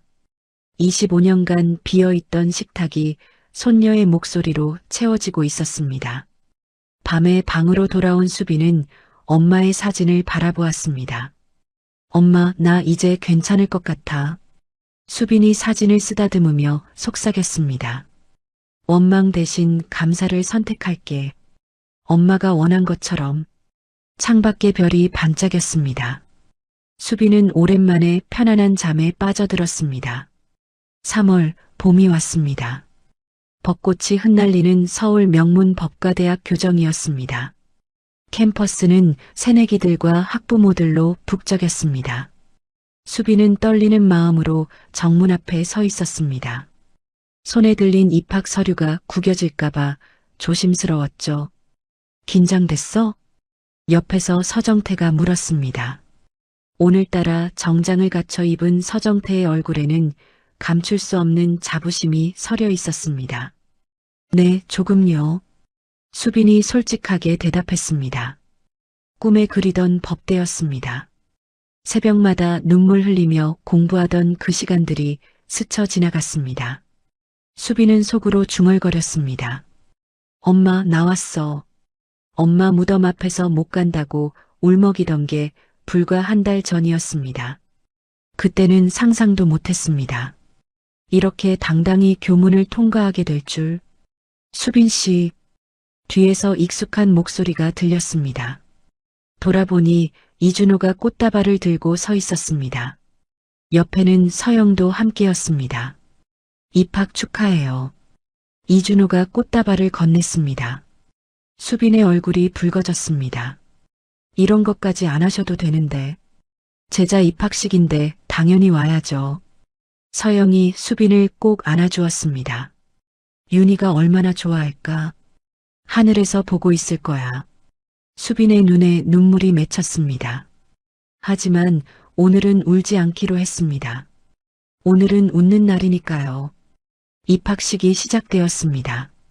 강당에 앉은 수빈은 신입생 대표의 선서를 들었습니다. 가슴이 벅차올랐습니다. 이 자리에 자신이 있다는 것이 아직도 믿기지 않았습니다. 식이 끝나고 기념 촬영 시간이 되었습니다. 사진 찍자. 서정태가 수빈의 어깨에 손을 올렸습니다. 수빈은 처음에는 어색했지만 이내 자연스럽게 할아버지 옆에 섰습니다. 한 달 전만 해도 가족인 척 하지 말라고 소리쳤던 자신이 떠올랐습니다. 지금은 달랐습니다. 완전히 용서한 건 아니었지만 적어도 이 사람이 진심이라는 건 알았습니다. 하나, 둘, 셋. 카메라 플래시가 터졌습니다. 서정태와 수빈, 서영과 이준호. 네 사람이 나란히 선 사진. 누가 봐도 행복한 가족 사진이었습니다. 저녁이 되었습니다. 서정태의 저택에서 작은 파티가 열렸습니다. 수빈의 입학을 축하하는 자리였죠. 집사와 가정부들까지 모두 모여 축하 인사를 건넸습니다.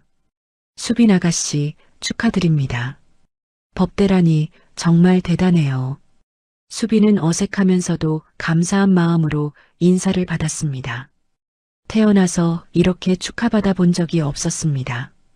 생일도 혼자 지냈고 고등학교 졸업식도 혼자였습니다. 처음으로 누군가 자신을 위해 자리를 마련해 준 것이었죠. 수빈아. 서정태가 수빈을 불러 서재로 데려갔습니다. 할아버지, 왜요? 서정태가 서랍에서 작은 상자를 꺼냈습니다. 이거 윤희 23 생일에 주려고 준비했던 거야. 상자를 열자 작은 금목걸이가 들어 있었습니다. 다나한 모양의 작은 보석이 박혀 있었습니다. 윤희가 쫓겨나기 한 달 전에 샀어. 근데 결국 못 줬지. 서정태의 목소리가 떨렸습니다. 25년 동안 이 서랍에 있었다. 버리지도 못하고 누구한테 주지도 못하고. 서정태가 목걸이를 꺼내 수빈의 목에 걸어주었습니다. 이제 내 거다. 윤희 대신 네가 가져라. 수빈은 목걸이를 만지며 눈물을 흘렸습니다. 할아버지, 울지 마라. 오늘은 좋은 날이잖아. 눈물이 안 멈춰요. 수빈이 웃으면서 울었습니다. 서정태도 눈시울이 붉어졌습니다. 할아버지, 감사해요. 진짜로. 수빈이 처음으로 서정태를 안았습니다. 서정태의 몸이 잠시 굳었다가 천천히 손녀를 끌어안았습니다. 25년 만에 느끼는 가족의 온기였습니다. 미안하다, 수빈아. 너무 늦어서. 아니에요. 늦지 않았어요. 수빈이 할아버지의 등을 토닥였습니다. 이제부터 시작하면 되죠. 6개월이 흘렀습니다. 수빈은 대학 생활에 완전히 적응했습니다. 성적은 항상 상위권이었습니다. 교수들 사이에서도 저 학생 눈빛이 다르다는 평가가 돌았죠. 가난과 역경 속에서도 포기하지 않았던 그 도끼가 이제는 긍정적인 에너지로 바뀌어 빛을 발하고 있었습니다. 주말이면 서정태와 함께 시간을 보냈습니다. 처음에는 어색했지만 이제는 자연스러웠습니다. 같이 식사하고 산책하고 가끔은 텔레비전 드라마도 함께 보았습니다. 할아버지, 이 드라마 재밌어요. 보세요. 뭐냐 이게. 아침 드라마요. 재벌 집안 이야기인데. 즉, 현실은 더 심해. 두 사람이 소파에 나란히 앉아 드라마를 보았습니다. 화면 속에서는 재벌가 형제가 재산 때문에 싸우고 있었습니다. 저건 좀 과장된 거죠? 수빈이 물었습니다. 글쎄다. 비슷한 일 많이 봤다. 서정태가 쓴웃음을 지었습니다. 돈이 많으면 사람이 변해. 가족도 적이 되고 수빈은 고모 정숙이 떠올랐습니다. 6개월 동안 아무 연락이 없었습니다.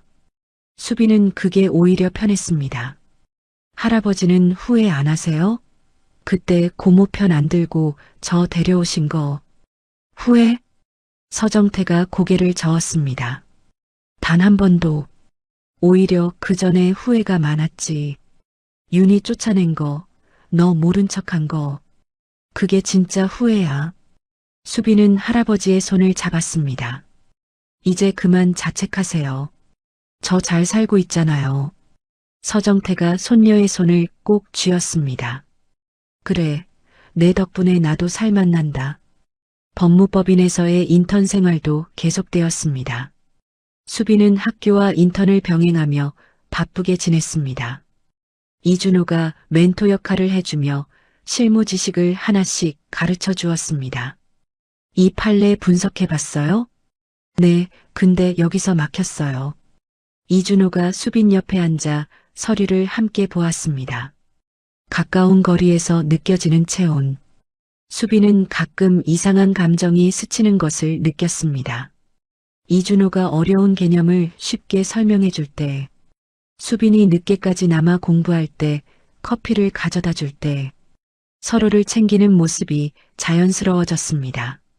서영이 두 사람을 지켜보며 흐뭇하게 웃었습니다. 뭔가 눈치챈 표정이었죠. 젊은 것들. 서영이 혼잣말로 중얼거렸습니다. 추석이 다가왔습니다. 서정태의 저택에서 명절 준비가 한창이었습니다. 수빈아, 송편 빚을 줄 아냐? 네, 엄마한테 배웠어요. 수빈이 주방에서 송편을 빚었습니다. 서정태가 옆에서 서툴게 따라했습니다. 이게 왜 이렇게 안 되지? 할아버지, 그렇게 하시면 터져요. 즉, 어렵구만. 두 사람이 웃으며 송편을 빚었습니다. 집사와 가정부들도 함께했습니다. 부엌에 웃음소리가 가득했습니다. 밤이 되어 보름달이 떴습니다. 수빈은 마당에 서서 달을 바라보았습니다. 엄마, 나 행복해. 수빈이 속으로 말했습니다. 처음으로 진짜 행복해. 그때 서정태가 다가왔습니다. 뭐하냐? 달 보고 있었어요. 예쁘구나. 달이. 두 사람이 나란히 서서 달을 바라보았습니다. 할아버지, 내년 추석에도 같이 있을 수 있죠? 당연하지. 그 다음에도, 그 다음에도. 수빈이 할아버지의 팔짱을 꼈습니다. 약속이에요. 그래, 약속. 달빛 아래 할아버지와 손녀가 나란히 서 있었습니다. 오랜 시간 떨어져 있던 가족이 이제야 하나가 되어 같은 곳을 바라보고 있었습니다. 수빈은 이 순간이 영원했으면 좋겠다고 생각했습니다. 모든 것이 완벽해 보였습니다. 하지만 수빈은 아직 몰랐습니다. 행복은 언제나 시련을 데리고 온다는 것을, 예상치 못한 위기가 코앞에 다가왔다는 것을, 지금은 그저 달빛 아래에서 행복을 느낄 뿐이었습니다. 추석 연휴가 끝나고 며칠 후였습니다. 평범한 아침이었습니다. 수빈은 학교 갈 준비를 하고 있었습니다. 오늘은 중요한 발표가 있는 날이라 새벽부터 일어나 자료를 점검했습니다. 거울 앞에서 머리를 정리하는데 갑자기 1층에서 요란한 소리가 들렸습니다. 쿵. 무언가 무거운 것이 쓰러지는 소리였습니다. 이어서 비명이 들렸습니다. 회장님, 회장님. 박 실장의 다급한 목소리였습니다. 수빈의 심장이 철렁 내려앉았습니다. 계단을 뛰어 내려갔습니다. 거실 바닥에 서정태가 쓰러져 있었습니다. 얼굴이 창백했고 눈이 반쯤 감겨 있었습니다. 입에서 거친 숨소리가 새어나왔습니다. 할아버지. 수빈이 달려가 서정태의 손을 잡았습니다. 차가웠습니다. 손끝이 파랗게 질려 있었습니다. 119 불렀습니다. 곧 옵니다. 박 실장이 외쳤습니다. 수빈은 할아버지의 얼굴을 두 손으로 감쌌습니다. 할아버지, 눈 떠요. 저예요, 수빈이요. 서정태의 눈꺼풀이 미세하게 떨렸습니다. 입술이 달싹거렸습니다. 수빈, 말하지 마요. 가만히 계세요. 금방 병원 가요. 수빈의 눈에서 눈물이 쏟아졌습니다. 안 돼. 안 돼. 이제 막 가족이 됐는데. 이제 막 행복해졌는데. 구급차가 도착했습니다. 서정태가 들것에 실려나갔습니다. 수빈은 함께 구급차에 올랐습니다. 서정태의 손을 놓지 않았습니다. 할아버지, 정신 차려요. 약속했잖아요. 내년 추석에도 같이 있자고. 서정태의 손가락이 미약하게 수빈의 손을 쥐었습니다. 아직 의식이 있었습니다. 병원 응급실에 도착했습니다. 서정태는 곧바로 중환자실로 들어갔습니다. 수빈은 밖에서 기다릴 수밖에 없었습니다. 보호자분, 잠시 기다려주세요.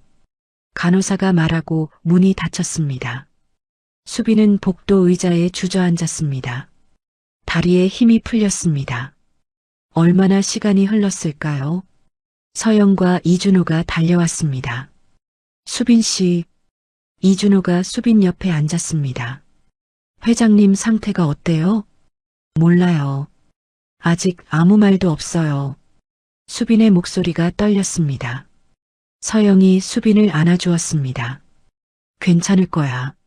서 회장님 강하신 분이잖아. 갑자기 쓰러지셨어요.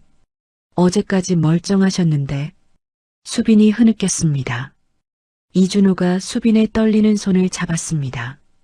따뜻한 손이었습니다. 제가 옆에 있을게요. 걱정 마세요. 수빈은 이준호의 손을 꼭 잡았습니다. 그 손길에서 작은 위안을 얻었습니다. 1시간이 지났습니다. 의사가 나왔습니다. 수빈이 벌떡 일어섰습니다. 어떠세요? 할아버지 어떠세요? 의사의 표정이 무거웠습니다. 일단 고비는 넘기셨습니다. 심장에 문제가 생기셨어요. 다행히 빨리 오셔서 큰 손상은 없습니다만. 지만요, 연세가 많으시고 평소 과로가 심하셨던 것 같습니다. 당분간 절대로 쉬셔야 하고 자극을 받으시면 안 됩니다. 수빈은 다리에 힘이 풀려 의자에 앉았습니다. 살았다. 할아버지가 살았다. 보러 갈 수 있어요? 들어가 볼 수 있어요? 네, 잠깐이라면요. 아직 완전히 깨어나신 건 아니지만 곁에 계시면 안심하실 겁니다. 수빈은 중환자실로 들어갔습니다. 침대에 누운 서정태는 여러 기계에 연결되어 있었습니다. 심장 소리를 재는 기계가 규칙적으로 소리를 냈습니다. 수빈은 조심스럽게 할아버지 곁에 앉았습니다. 할아버지, 저예요. 서정태의 눈이 천천히 떠졌습니다. 수빈을 알아보았습니다. 수빈, 말하지 마세요. 저 여기 있을게요. 수빈이 서정태의 손을 잡았습니다. 서정태가 힘겹게 미소 지었습니다. 걱정 끼쳤구나. 그런 말 마세요. 빨리 나으세요. 저 아직 할아버지한테 효도 많이 해야 하는데. 서정태의 눈에 눈물이 맺혔습니다. 고맙다 수빈아. 서정태가 다시 눈을 감았습니다. 수빈은 그 손을 꼭 잡은 채 옆을 지켰습니다. 그때였습니다. 중환자실 밖에서 소란이 들렸습니다. 비켜요. 내 아버지라고요. 익숙한 목소리였습니다. 수빈의 얼굴이 굳어졌습니다. 서정숙이었습니다. 중환자실 문이 벌컥 열렸습니다. 정숙이 들어섰습니다. 뒤에는 아들 민준이 따라왔습니다. 정숙은 침대에 누운 서정태를 보고 눈물을 쏟았습니다. 아버지, 괜찮으세요? 정숙이 서정태에게 달려들려 했습니다. 수빈이 앞을 막아섰습니다. 지금 안정이 필요하세요. 자극 주시면 안 돼요. 정숙의 눈이 수빈에게 꽂혔습니다. 너한테 허락받아야 해? 내 아버지야. 그래도 의사 선생님이. 닥쳐. 정숙이 수빈을 밀쳐냈습니다. 수빈이 비틀거렸습니다. 이준호가 재빨리 수빈을 붙잡았습니다. 정숙 씨, 지금 여기서 이러시면 안 됩니다. 서영이 차분하지만 단호하게 말했습니다. 뭐야, 너희도 왔어? 정숙이 서영을 노려보았습니다. 남의 집안일에 왜 끼어들어? 이건 가족 문제야. 수빈 씨도 가족이에요. 이준호가 말했습니다. 정숙이 비웃었습니다. 가족? 제가? 어디서 굴러온 애가 가족이야. 고모. 수빈이 낮은 목소리로 불렀습니다. 떨리지만 단호했습니다. 여기서 싸우지 마세요. 할아버지 몸 안 좋으신 거 아시잖아요. 정숙은 잠시 수빈을 노려보다가 한숨을 쉬었습니다. 그래, 알았어. 오늘은 봐줄게. 정숙이 서정태 곁에 앉았습니다. 수빈은 한 발 물러나 지켜보았습니다. 이준호가 수빈의 어깨에 손을 올렸습니다. 괜찮아요? 네, 괜찮아요. 하지만 수빈은 불안했습니다. 6개월 동안 잠잠하던 고모가 왜 갑자기 나타난 걸까요? 이유가 있을 것이었습니다. 다음 날 서정태는 일반 병실로 옮겨졌습니다. 상태는 안정됐지만 여전히 쉬어야 했습니다. 병실에 정숙이 찾아왔습니다. 이번에는 혼자였습니다. 아버지, 기분 어떠세요? 정숙이 과일을 깎으며 상냥하게 말했습니다. 서정태는 표정 없이 딸을 바라보았습니다. 왜 왔냐? 아버지가 쓰러지셨는데 당연히 와야죠. 6개월 동안 코빼기도 안 비추더니. 정숙의 눈이 흔들렸습니다. 하지만 금세 가면을 썼습니다. 아버지가 저를 피하셨잖아요. 수빈이 편만 드시고. 내가 언제? 그땐 됐어요. 지난 일 가지고 싸우려는 거 아니에요. 정숙이 깎은 과일을 서정태 앞에 놓았습니다. 아버지, 저 드릴 말씀이 있어요. 서정태가 경계하는 눈빛으로 정숙을 보았습니다. 뭔데? 정숙이 목소리를 낮췄습니다. 아버지 건강이 이러신데 회사는 누가 맡아요? 서정태의 눈이 가늘어졌습니다. 그래서 민준이가 대신하면 안 될까요? 아버지 나으실 때까지만. 본심이 드러났습니다. 서정태는 한숨을 쉬었습니다. 결국 그거냐? 아버지, 현실적으로 생각해 보세요. 아버지 연세에 이번 일까지 겪으셨는데 무리하시면 안 돼요. 그래서 민준이한테 회사 맡기라고 대신하는 거예요. 아버지 나으시면 다시 맡으시면 되죠. 서정태는 창밖을 바라보았습니다. 정숙의 속셈을 모를 리 없었습니다. 한번 넘겨주면 다시 뺏기 어렵다는 것쯤은 알았습니다. 생각해보마. 아버지, 나가라. 피곤하다. 정숙은 입술을 깨물다가 일어섰습니다. 천천히 생각하세요. 저는 아버지 편이에요. 정숙이 나갔습니다. 병실을 나선 정숙이 휴대폰을 꺼내 민준에게 전화했습니다. 나야. 아버지 설득할 시간이 필요해. 그동안 이사회 쪽 정리해도. 저녁이 되었습니다. 수빈이 직접 만든 죽을 가져와 병실에 들어섰습니다. 할아버지, 저녁 가져왔어요. 수빈이 죽을 펼쳤습니다. 고모 다녀갔어요? 그래. 무슨 말씀하셨어요? 서정태는 잠시 망설이다 말했습니다. 회사 얘기. 수빈의 손이 멈췄습니다. 회사요? 민준이한테 대신 맡기라고. 수빈은 아무 말도 하지 못했습니다. 예감이 좋지 않았습니다. 할아버지, 어떻게 하실 거예요? 서정태가 수빈을 바라보았습니다. 수빈아, 솔직히 말해줘. 내가 죽으면 어떡할 거냐? 수빈의 눈이 커졌습니다. 무슨 말씀이세요? 그런 말하지 마세요. 아니, 현실적으로. 나 없으면 넌 어떡할 거냐? 수빈은 잠시 침묵하다 대답했습니다. 제가 알아서 살죠. 전에도 그랬으니까. 그게 싫어서 그래. 서정태가 수빈의 손을 잡았습니다. 너한테 뭔가 남겨주고 싶어? 근데 정숙이가 가만 안 둘 거야. 저는 괜찮아요. 재산 같은 거 필요 없어요. 재산이 문제가 아니야. 서정태의 눈빛이 진지했습니다. 넌 내 손녀야. 내 유일한 혈육이야. 마땅히 내 몫을 받아야 해. 수빈은 대답하지 못했습니다.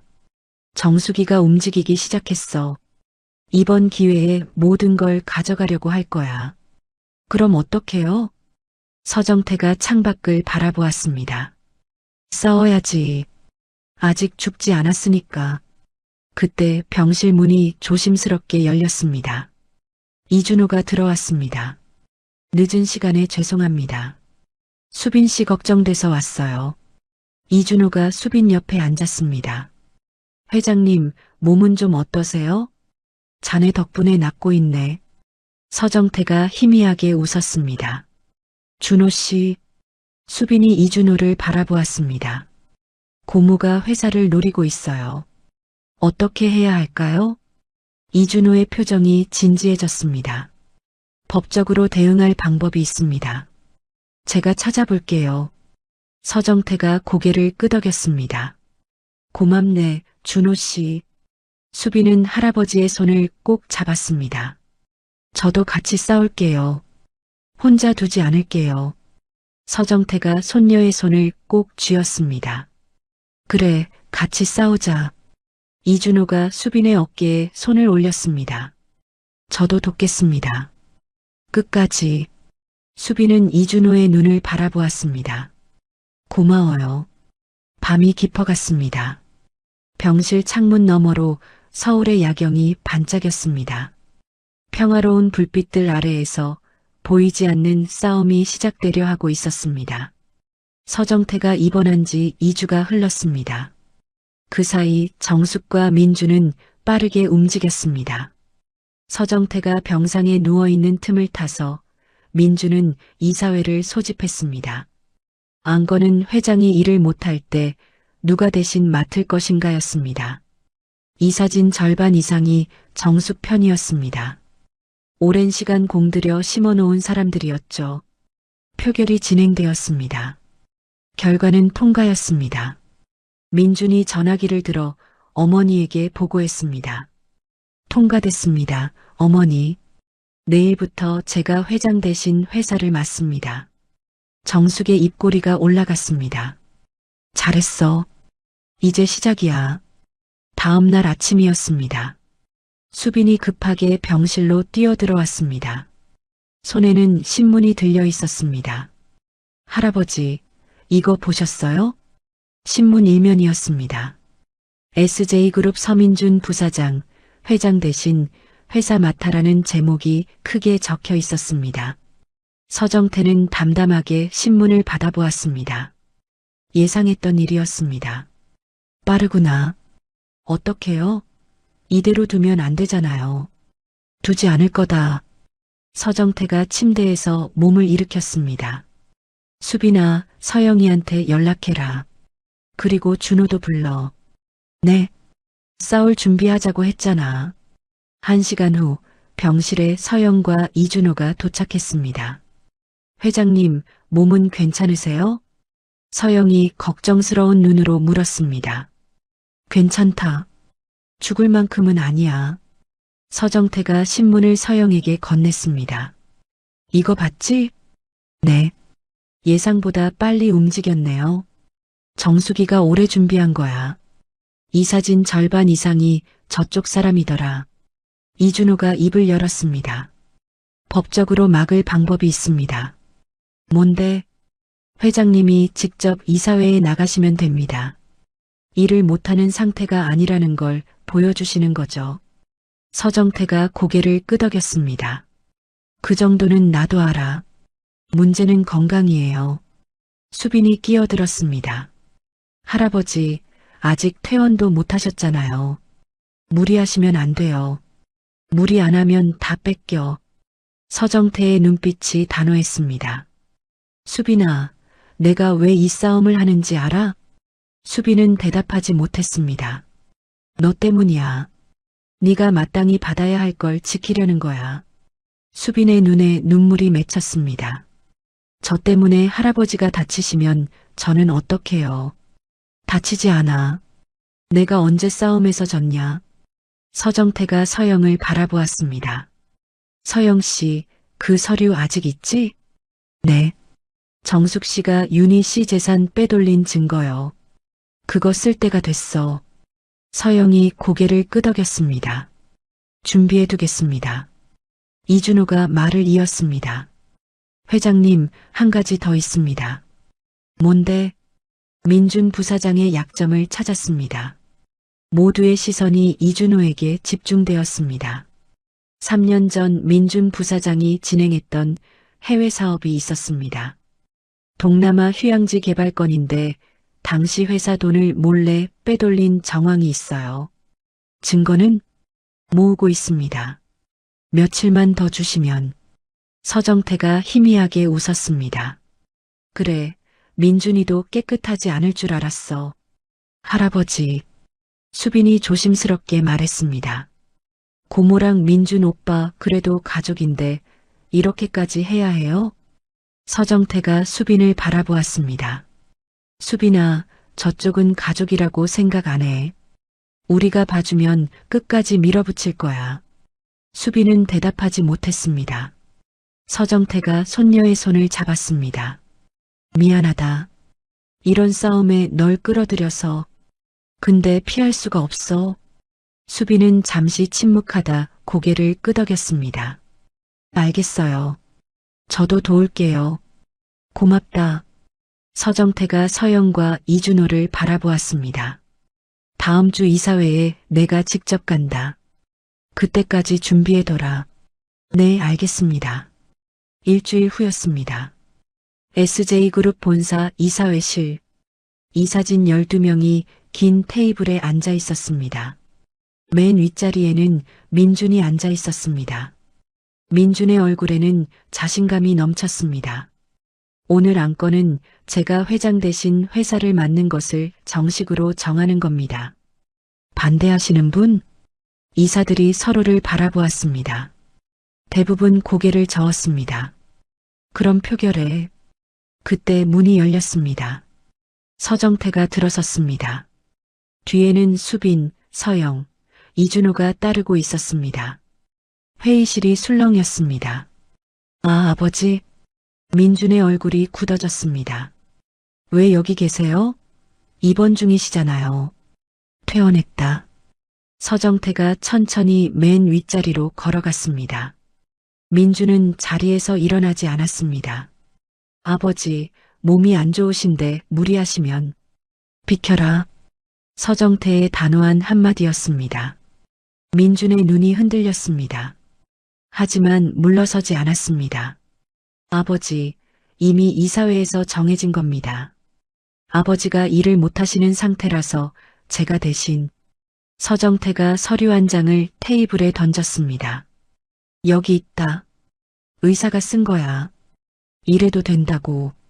민준이 서류를 집어들었습니다. 진짜 의사소견서였습니다. 일하는데 문제 없음이라고 적혀 있었습니다. 이게 할 말 있냐? 민준은 입술을 깨물었습니다. 정숙이 심어놓은 이사들을 바라보았지만 그들도 당황한 표정이었습니다. 아버지, 그래도 건강을 생각하셔서. 내 건강은 내가 알아서 해. 서정태가 자리에 앉았습니다. 오늘 안건 바꾼다. 내가 대신 회사 맡는 거 취소하는 걸로. 잠깐요. 민준이 목소리를 높였습니다. 아버지가 갑자기 오셨다고 안건을 바꿀 수는 없습니다. 절차? 서정태가 차갑게 웃었습니다. 절차 얘기 나왔으니까 하나 묻자. 동남아 휴양지 개발건 어떻게 된 거냐? 민준의 얼굴이 창백해졌습니다. 그게 무슨. 이준호가 앞으로 나서며 서류 뭉치를 테이블에 올려놓았습니다. 3년 전 동남아 휴양지 개발 사업 관련 자료입니다. 민준 부사장이 회사 돈을 몰래 빼돌린 정황이 담겨 있습니다.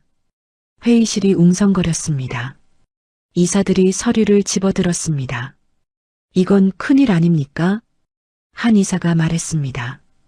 민준의 이마에 땀이 맺혔습니다. 그건 오해입니다. 당시 상황이 오해인지 아닌지는 검찰이 판단하겠지. 서정태가 말했습니다.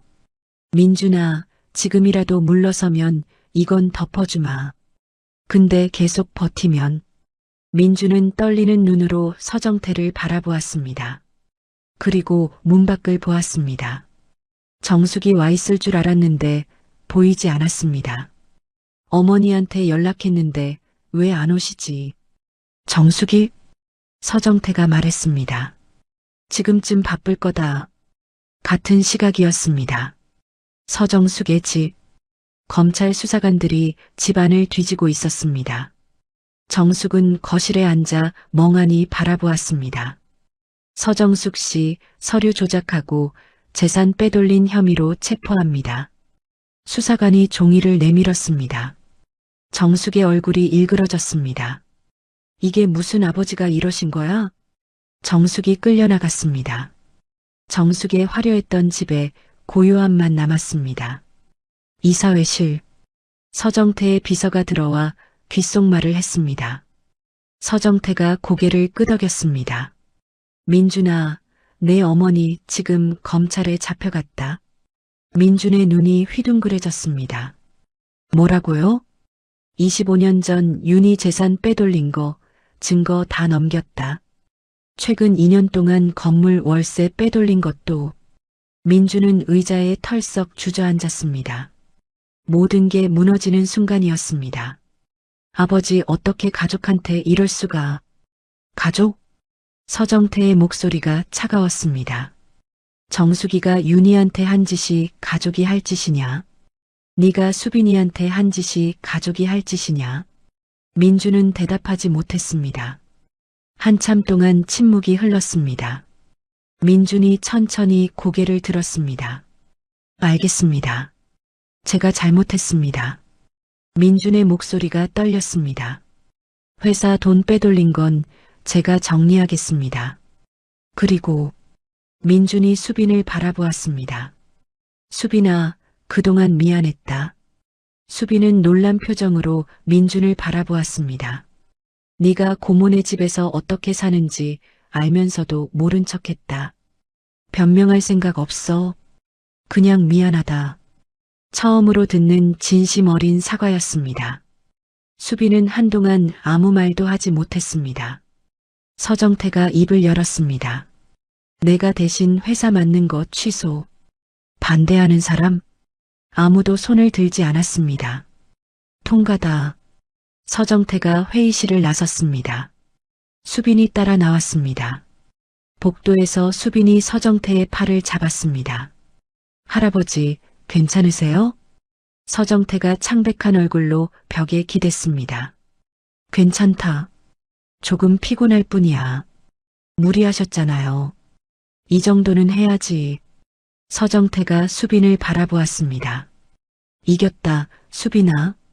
우리가 이겼어. 수빈의 눈에 눈물이 맺혔습니다. 네, 이겼어요. 할아버지 덕분에. 아니, 내 덕분이야. 네가 있어서 싸울 이유가 있었어. 수빈이 할아버지를 안았습니다. 서정태가 손녀를 꼭 끌어안았습니다. 이준호가 옆에서 지켜보다 수빈에게 다가왔습니다. 정말 수고했어요. 이준호가 수빈의 손을 잡았습니다. 수빈도 이준호의 손을 꼭 잡았습니다. 준호 씨 덕분이에요. 고마워요. 긴 싸움이 끝났습니다. 이사회가 끝난 지 일주일이 흘렀습니다. 서울 시내의 한 대형 법정 앞 수빈은 정장 차림으로 계단을 오르고 있었습니다. 오늘은 정숙의 첫 번째 재판이 열리는 날이었습니다. 긴장돼요? 이준호가 수빈의 옆에 서서 물었습니다. 수빈은 고개를 저었습니다. 아니요. 오히려 마음이 편해요. 편하다고요? 네. 이제 모든 게 제자리를 찾아가는 것 같아서요. 수빈은 법원 건물을 올려다보았습니다. 저 안에서 고모의 죄가 심판받게 될 것입니다. 문서 위조, 재산 횡령, 그리고 25년간의 거짓말들이 모두 드러날 것입니다. 수빈 씨, 이준호가 조심스럽게 말을 꺼냈습니다. 재판이 끝나면 할 말이 있어요. 무슨 말인데요? 지금은 아니에요. 재판 끝나고요. 수빈은 고개를 갸웃거렸지만 더 묻지 않았습니다. 두 사람은 나란히 법원 안으로 들어섰습니다. 법정 안은 이미 많은 사람들로 가득 차 있었습니다. 기자들의 카메라 플래시가 터지고 방청객들의 웅성거림이 법정을 채웠습니다. SJ그룹 회장의 딸이 법정에 서는 날입니다. 세간의 관심이 집중될 수밖에 없었습니다. 수빈은 방청석 맨 앞줄에 앉았습니다. 옆에는 서정태와 서영, 이준호가 자리했습니다. 박 실장도 뒤편에서 조용히 지켜보고 있었습니다. 잠시 후 정숙이 법정 안으로 들어섰습니다. 일주일 전까지만 해도 당당하던 모습은 온데간데 없었습니다. 수척해진 얼굴에 어두운 그림자가 드리워져 있었습니다.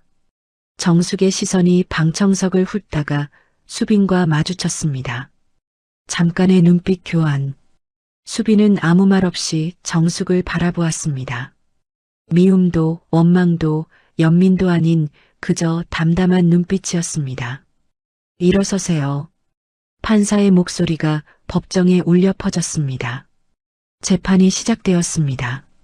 검찰 측의 논고가 이어졌습니다. 피고인 서정숙은 25년 전 친동생 서윤희의 재산을 횡령했습니다. 당시 아버지 서정태 회장의 인감을 도용하여 문서를 위조했고 동생에게 돌아갈 재산을 자신의 명의로 이전했습니다. 이후 25년간 해당 건물의 월세 수익을 자신의 계좌로 빼돌렸으며 그 금액은 총 15억 원에 달합니다. 또한 피고인은 조카 김수빈을 미성년자 시절부터 가정 내에서 부당하게 노동에 동원했습니다. 검사의 목소리가 차갑게 울렸습니다. 법정 안의 공기가 무겁게 가라앉았습니다. 피고인은 이에 대해 인정합니까? 판사의 질문에 정숙은 고개를 숙였습니다. 한참의 침묵이 흘렀습니다. 인정합니다. 정숙의 목소리가 가늘게 떨렸습니다. 다만 한 가지만 말씀드려도 되겠습니까?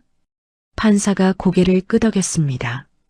정숙은 천천히 고개를 들어 방청석을 바라보았습니다. 서정태와 수빈이 앉아있는 곳을 향해 아버지, 정숙의 목소리가 떨렸습니다. 저는 평생 아버지의 인정을 받고 싶었습니다. 어릴 때부터 윤희만 예뻐하시는 것 같아서 늘 억울했습니다. 윤희가 집을 나갔을 때 저는 그게 기회라고 생각했습니다. 이제 아버지가 저만 보시겠구나 싶었습니다. 정숙의 눈에서 눈물이 흘러내렸습니다. 하지만 아버지는 윤희가 떠난 뒤에도 늘 윤희 생각뿐이셨습니다. 저는 존재하지 않는 사람 같았습니다. 그래서 더 악착같이 굴었습니다. 어떻게든 아버지의 곁에 있고 싶었습니다. 인정받고 싶었습니다. 정숙의 목소리가 잦아들었습니다. 변명이라는 건 알고 있습니다. 용서받으려는 것도 아닙니다. 다만 평생 말하지 못한 것을 이제라도 말하고 싶었습니다. 법정 안이 조용해졌습니다. 서정태는 굳은 표정으로 정숙을 바라보았습니다. 그의 눈가에도 미세한 떨림이 있었습니다. 재판이 끝났습니다. 판결은 2주 뒤에 선고될 예정이었습니다. 수빈은 법원을 빠져나와 건물 앞 계단에 섰습니다. 수빈아. 서정태가 다가왔습니다.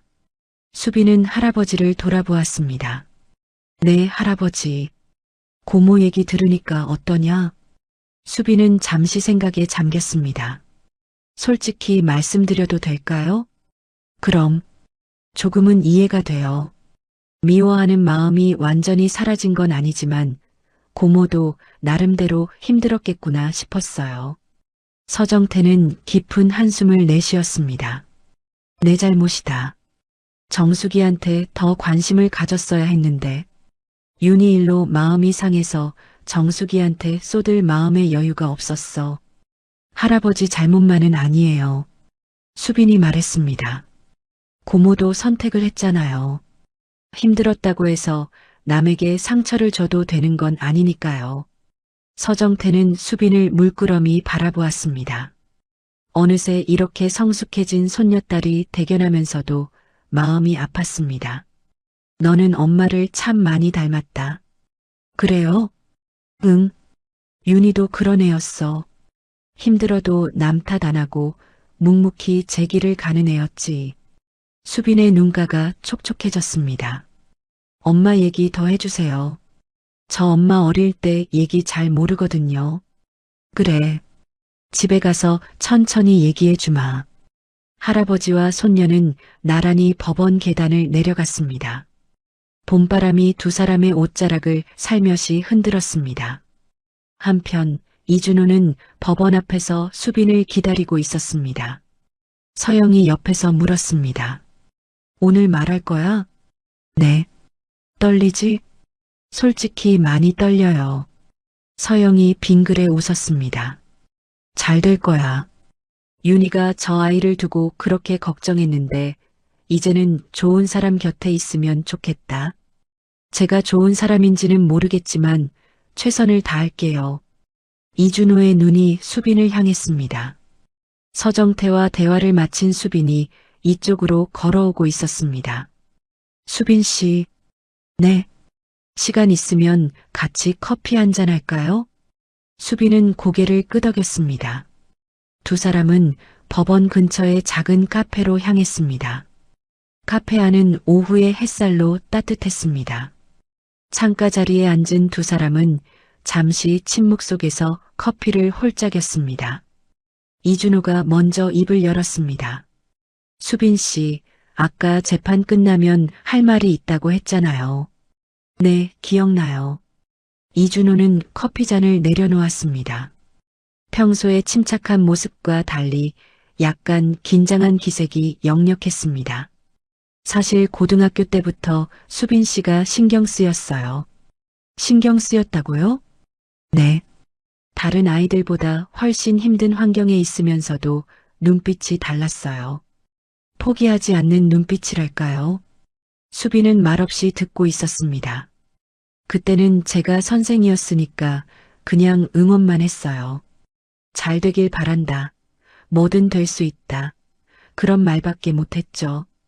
이준호가 수빈의 눈을 바라보았습니다.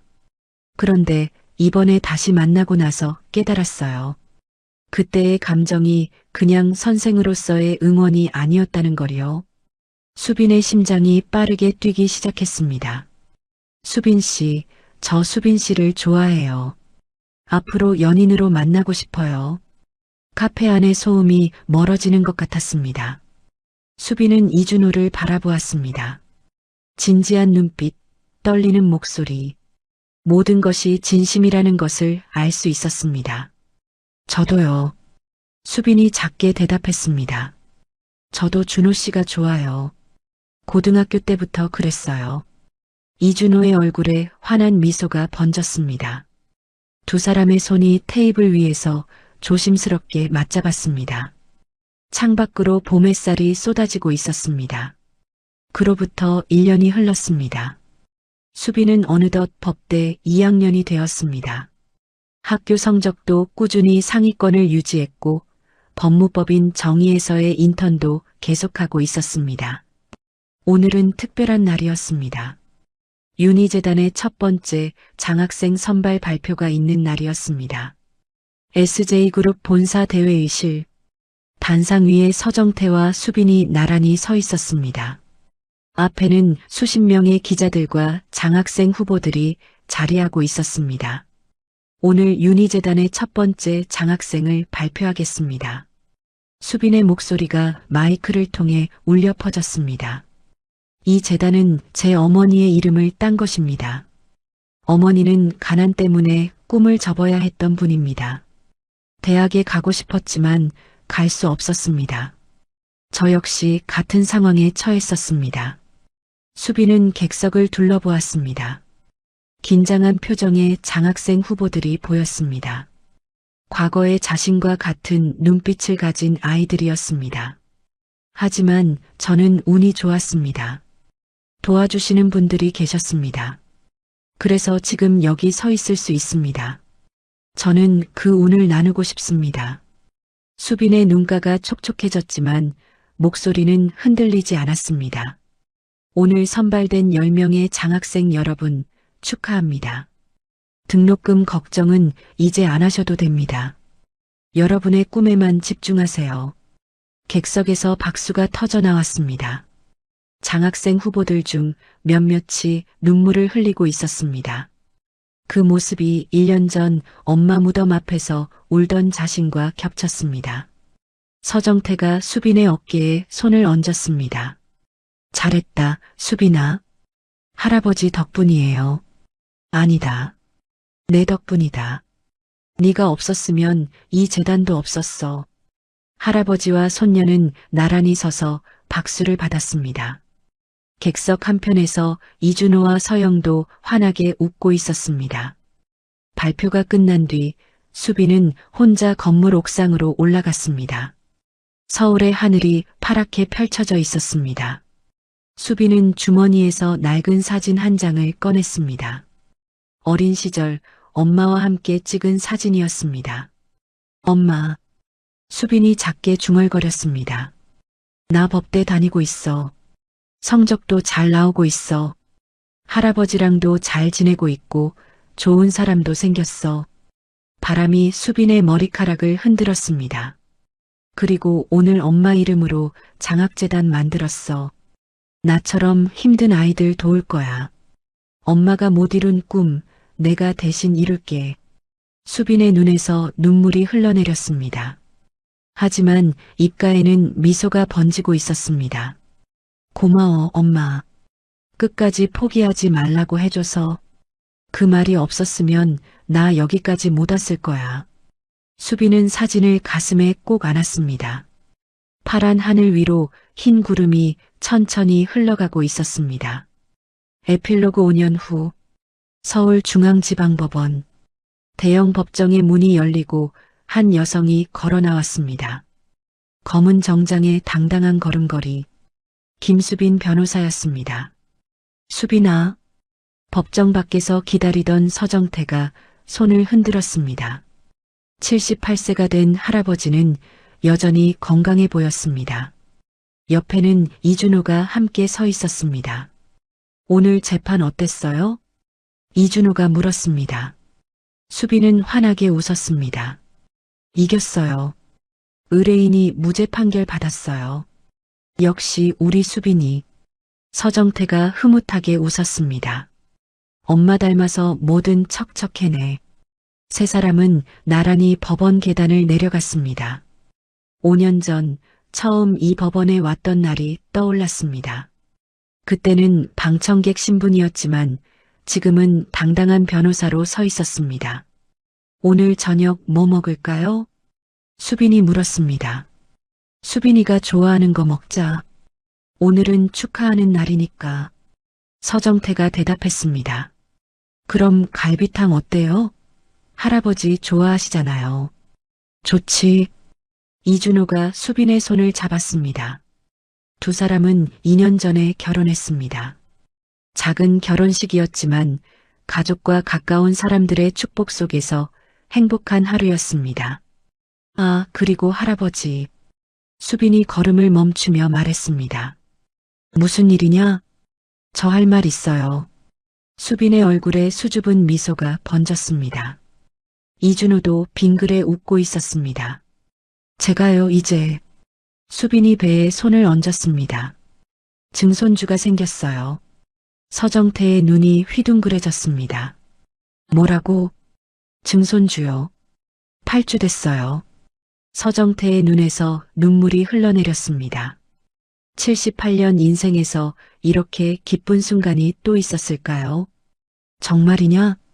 네, 정말이에요. 서정태는 수빈을 꼭 끌어안았습니다. 이준호도 함께 안겼습니다. 법원 앞을 지나던 사람들이 힐끗 쳐다보았지만 상관없었습니다. 윤희야. 서정태가 하늘을 올려다보며 중얼거렸습니다. 내 딸이 잘 자랐다.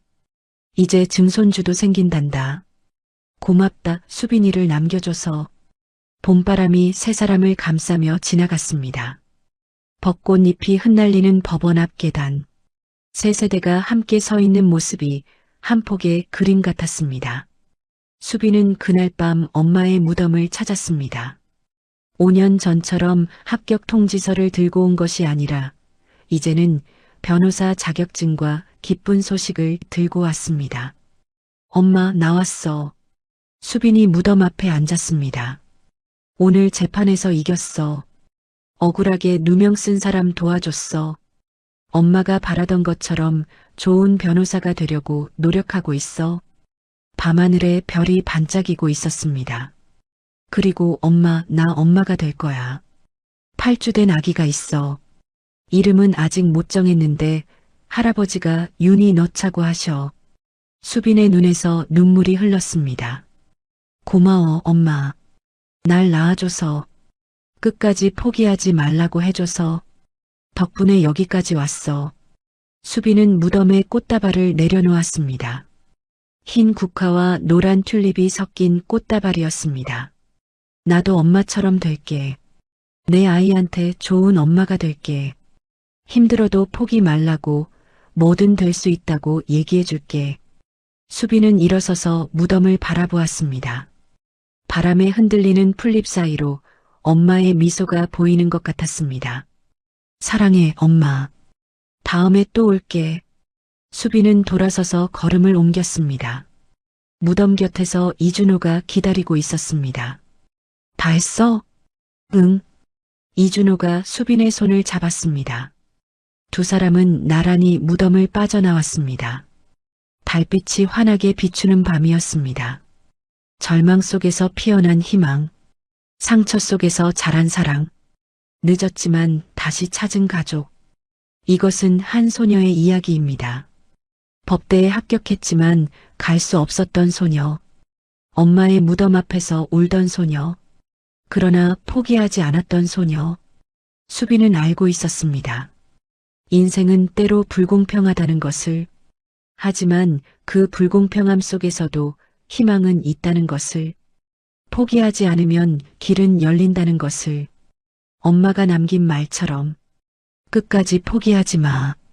넌 뭐든 될 수 있어. 수빈은 그 말을 가슴에 품고 살아왔습니다.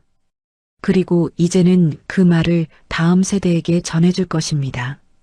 여러분, 오늘 이야기가 어떠셨나요?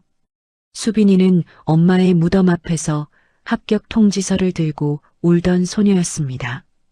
등록금 800만 원이 없어서 법대에 갈 수 없다고, 꿈을 포기해야 한다고 생각했습니다. 하지만 수빈이는 포기하지 않았습니다. 엄마가 남긴 말 한마디를 가슴에 품고 끝까지 버텼습니다. 세상은 때로 불공평합니다. 누군가는 태어날 때부터 모든 것을 가지고 누군가는 아무것도 없이 시작합니다. 하지만 이 이야기가 말하고 싶은 것은 그런 불공평함 앞에서도 희망은 있다는 것입니다. 포기하지 않으면 길은 열린다는 것입니다. 수빈이처럼 지금 힘드신 분들이 계실 겁니다. 돈이 없어서, 가족이 없어서, 아무도 나를 도와주지 않아서 꿈을 접어야 할 것 같은 분들이 계실 겁니다. 그런 분들께 이 이야기가 작은 위로가 되었으면 좋겠습니다. 늦어도 괜찮습니다. 돌아가도 괜찮습니다. 중요한 것은 포기하지 않는 것입니다. 수빈이의 할아버지 서정태 회장도 25년이나 늦었지만 손녀를 찾았습니다.